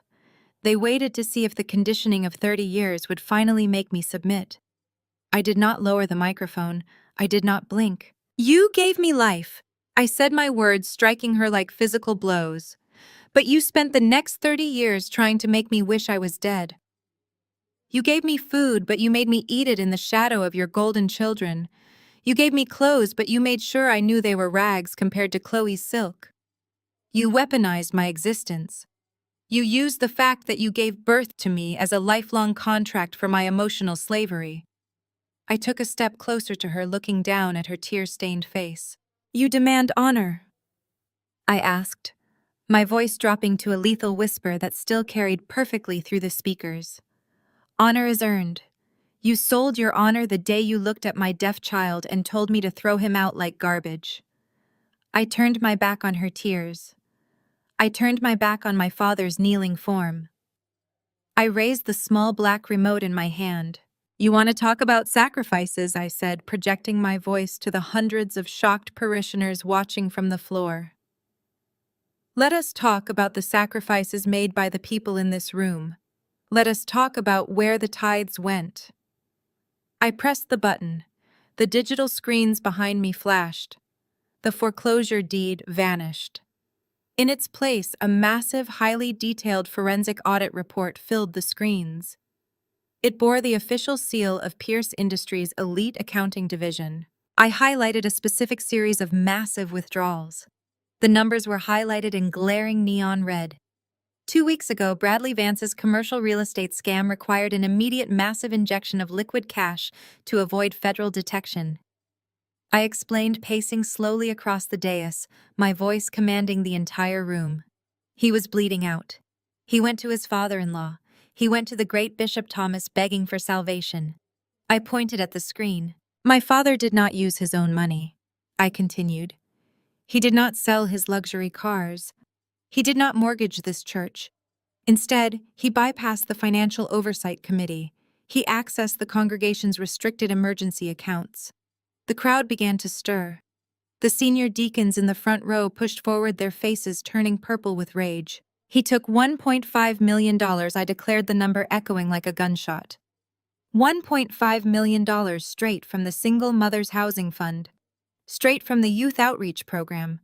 Straight from the very donations given by the poorest members of this congregation who skipped meals to put a $20 bill in the collection plate."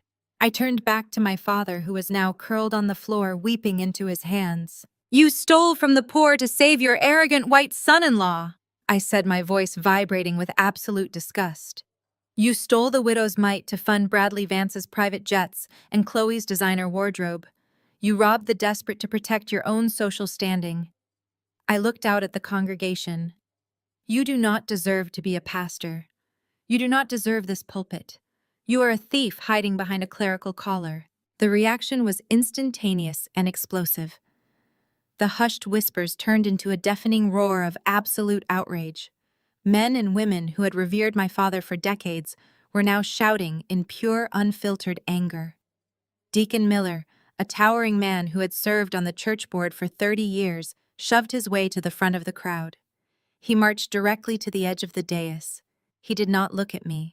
He looked down at the kneeling, weeping bishop. "Robert, look at me!" "Deacon Miller," roared his voice, overpowering the ambient noise of the crowd. "Look at me right now!" My father slowly raised his head, his face a mask of complete devastation. "Did you do it?" Miller demanded, pointing a massive finger at the digital screens displaying the exact routing numbers and forged authorization signatures. "Did you steal the community fund?" My father could not speak. He just sobbed, lowering his head back to the floor. It was a complete, undeniable admission of guilt. Deacon Miller turned around, facing the other 6 members of the senior church board who had rushed to the front. They did not need to convene a formal meeting. They did not need to retreat to a boardroom. The betrayal was absolute. The evidence was displayed in 20-foot high-definition text. "As the head deacon of this congregation, I call an immediate emergency vote of the senior elders," Miller shouted over the noise of the angry crowd. "All in favor of stripping Robert Thomas of his title, his pastoral duties, and his access to this ministry." Effective this exact second, raise your hand. Every single elder raised their hand. There was no hesitation. There was no mercy. It is unanimous, Miller declared, turning back to my father. You are finished, Robert. You are no longer the bishop of this church. You are nothing but a trespasser in this building. Before my father could even process his immediate termination, the heavy oak doors of the lobby swung open again. The federal agents who had arrested Brad were already gone, but a new group of men entered. They wore dark windbreakers with the letters IRS and FBI printed in stark white lettering on the back. The lead agent, a tall, imposing woman with a clipboard, walked directly through the parted crowd and stopped at the base of the dais. Robert and Valerie Thomas, the agent, announced, her voice cutting through the remaining chaos. We have just received the preliminary evidence of massive wire fraud and embezzlement submitted by Pierce Industries' legal division. The agent looked down at her clipboard. Effective immediately. All of your personal bank accounts, your offshore holdings, your retirement funds, and your physical assets are frozen pending a full federal investigation. My mother screamed. It was not a manipulative cry for sympathy. It was a guttural, terrifying shriek of absolute loss. She clutched her head, her perfect hair unraveling, pulling at the roots as the reality set in. They had no money, they had no church, they had no home. We are seizing the church's financial records tonight, the federal agent continued, completely ignoring my mother's hysterics. You are ordered to surrender your passports. You will be receiving formal summons for grand jury proceedings regarding the stolen $1.5 million. Do not attempt to leave the state. I stood on the dais looking down at the ruins of the Thomas family. Brad was in handcuffs. Chloe was homeless and sobbing in a puddle of champagne. My father was stripped of his lifelong title, kneeling on the floor in utter disgrace. My mother was screaming in the center of a frozen financial wasteland. I had not just defeated them. I had completely erased them from the world of power. I turned off the microphone. I dropped the small black remote onto the floor next to my father's trembling hands. I turned my back on them forever and walked down the steps toward Elijah and my son. I stepped down from the raised dais, the solid click of my heels on the hardwood echoing with absolute finality. I did not look back at the ruin I had just engineered. I did not need to. The sounds of destruction were loud enough. The grand lobby of the megachurch, once a monument to my parents' untouchable social power, had transformed entirely into a crime scene. Behind me, the federal agents were already moving with cold mechanical efficiency. I could hear the sharp metallic snap of briefcases opening and the rustle of official documents being seized. The head deacon was shouting orders to the security staff, instructing them to lock down the administrative offices and bar the Thomas family from accessing any church property. The congregation, the hundreds of wealthy donors and devoted followers who had worshipped my father for decades, were now a hostile surrounding wall. Their hushed, reverent whispers had been permanently replaced by shouts of absolute disgust and demands for immediate restitution. I walked past Chloe. She was still sitting on the cold marble floor, surrounded by the shattered remains of her champagne glass. Her designer gown was soaked, her heavy makeup streaked with dark tears. She looked up at me as I passed, but the burning venom that had defined her entire existence was completely gone. Her eyes were vacant, hollow, and filled with the terrifying realization of her new impending reality. With Bradley Vance currently being processed in the back of a federal vehicle and her sprawling estate legally seized by my holding corporation, she had absolutely nothing left. The woman who had spent 30 years mocking my struggles was now facing a future of minimum wage shifts, staggering legal debts, and the absolute complete humiliation of public ruin. She would learn exactly what it meant to survive on the bottom. She would have to work on her hands and knees just to afford a cramped apartment while the entire city watched her fall. I felt no pity. She had built her castle on the bones of my suffering. I simply let the foundation crack. I walked past my mother. Valerie Thomas was no longer screaming. She had collapsed against the base of a marble pillar, her hands covering her face, rocking back and forth in a state of catatonic shock. The emerald sequins of her dress caught the flashing blue and red lights of the federal vehicles parked just outside the glass entrance doors. She had played the ultimate card of maternal guilt, screaming about the pain of childbirth and the supposed sacred bond of family. It had failed spectacularly. The crowd had seen through her manipulation. The authorities had seen through her pristine, charitable facade. She was going to lose the country club memberships, the luxury vehicles, the designer wardrobes, and the social adoration she craved more than oxygen. She was going to face a grand jury. She would trade her tailored silk for a standard-issue uniform. The matriarch of the Thomas Empire had been reduced to a weeping, frightened suspect. I kept walking, keeping my posture perfectly straight, my chin high. The sea of outraged guests naturally parted for me. They did not look at me with the old familiar pity. They did not look at me as the tragic outcast of the powerful Thomas family. They looked at me with absolute awe, mixed with a healthy dose of fear. They saw the woman who had single-handedly dismantled a corrupt dynasty without raising her voice. I reached the center of the lobby where Elijah was waiting. He had not moved an inch. His tall, imposing frame was a fortress of absolute calm amidst the spiraling chaos of the room.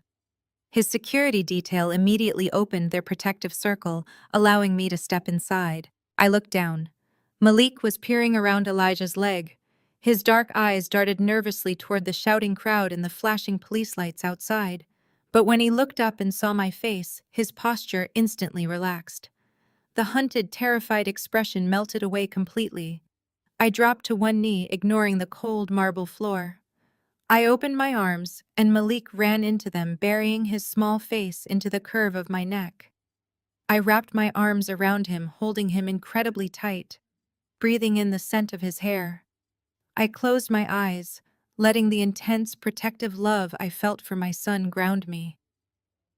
This was the only family that mattered. This small, silent boy was the reason I had survived the darkness. He was the reason I had forged myself into a weapon. I stood up, lifting Malik into my arms. He rested his head against my shoulder, his small arms wrapping securely around my neck. Elijah stepped forward. He did not ask if I was all right. He did not ask if I had any regrets. He knew me far too well for that. He simply looked at me with an expression of profound, unyielding pride. He reached out his large, warm hand covering mine. He intertwined his fingers with mine, his thumb resting gently against the heavy, flawless diamond on my finger. "It is time to go home," he said, his deep voice a soothing anchor in the storm. We turned toward the massive, heavy oak doors leading out into the cool evening air. We walked forward together as a single, unbreakable unit. The billionaire, the architect, and the child. As we took our first steps away from the center of the lobby, my father's voice tore through the air. It was not the booming, confident voice of Bishop Thomas. It was the raw, cracked scream of a desperate, ruined man who realized his execution was absolute. He had scrambled up from the floor, pushing past a federal agent, desperately trying to reach me. "Zuri," he screamed, his voice echoing off the high-vaulted ceilings, cracking with pure, primal terror. "Zuri, please, do not do this. Do not walk away. We are your family. I am your father. Zuri, do not abandon us." His desperate plea hung in the heavy air. The entire lobby went dead silent again, waiting for my reaction, waiting to see if the ingrained biological conditioning would make me pause, waiting to see if I would show even a fraction of mercy to the people who had shown me none. I did not stop walking. I did not slow my pace. I did not turn my head. I kept my eyes focused straight ahead on the glass doors and the freedom waiting just beyond them. I tightened my grip on Elijah's hand. I held Malik closer to my chest. I let the frantic screams of my father fade into irrelevant background noise. He was screaming for a daughter who had died a long time ago. The woman walking out of those doors owed him absolutely nothing. We stepped across the threshold. The heavy oak doors swung shut behind us, cutting off the noise, the chaos, and the toxicity of the past 30 years with a solid, deafening thud. The image of the closing oak doors blurs the heavy wood, dissolving into a smooth, seamless cinematic transition. The harsh, glaring lights of the church lobby instantly melt into the warm, golden ambient glow of a quiet, luxurious living room. The camera begins a slow, steady tracking shot, pulling backward through the pristine, beautifully designed space. It reveals the rich textures of a massive cream-colored sectional sofa, the soft glow of a modern fireplace, and the flawless, expensive artwork lining the walls of the Pierce penthouse. The air is quiet. The air is safe. The suffocating tension of the Thomas family is a million miles away. The camera continues to track backward, revealing me sitting perfectly relaxed in the center of the plush sofa. I am no longer wearing the cheap gray polyester dress designed to humiliate me. I am wearing a stunning tailored silk evening gown in deep midnight blue. The flawless pierced diamond catches the warm light of the fire. My posture is not defensive. My posture is absolute serene victory. I look directly into the slowly retreating camera. The corner of my mouth curves upward into a small, peaceful, incredibly dangerous smile. They say the best revenge is living happily. I say, my voice calm, melodic, and carrying the absolute weight of a woman who has completely conquered her demons. They tell you to move on, to let go, to let karma handle the people who destroyed you. They are right, of course. Living well is a beautiful thing. I lean back slightly, crossing my legs, resting my hands gracefully in my lap. But I pause, letting the word hang in the quiet room, tearing down the fake masks, stripping away the illusions, and claiming absolute unyielding justice for yourself with your own two hands. I tilt my head slightly, the smile deepening into something fiercely triumphant. That feels so much sweeter. I look around the beautiful quiet room, taking in the peace I had fought so brutally to secure. I am no longer the scapegoat. I say, my voice dropping to a smooth, powerful whisper. I am no longer the outcast. I am no longer the disowned daughter begging for scraps of affection in the shadows. I am the architect of my own life. I am the master of the game. The camera stops retreating. It holds on my face for one long final second, capturing the absolute serenity of a woman who has burned her past to ashes and built an empire on the ruins. Slowly, the camera begins to pan away. It glides smoothly to the right, moving past the edge of the sofa, tracking toward the massive floor-to-ceiling windows of the penthouse. The warm light of the living room fades as the lens focuses on the expansive, breathtaking view outside. The camera settles on the sprawling, sparkling skyline of the city at night. A million glittering lights stretching out into the infinite darkness, a vast, beautiful empire waiting to be conquered. The city pulses with quiet, electric energy.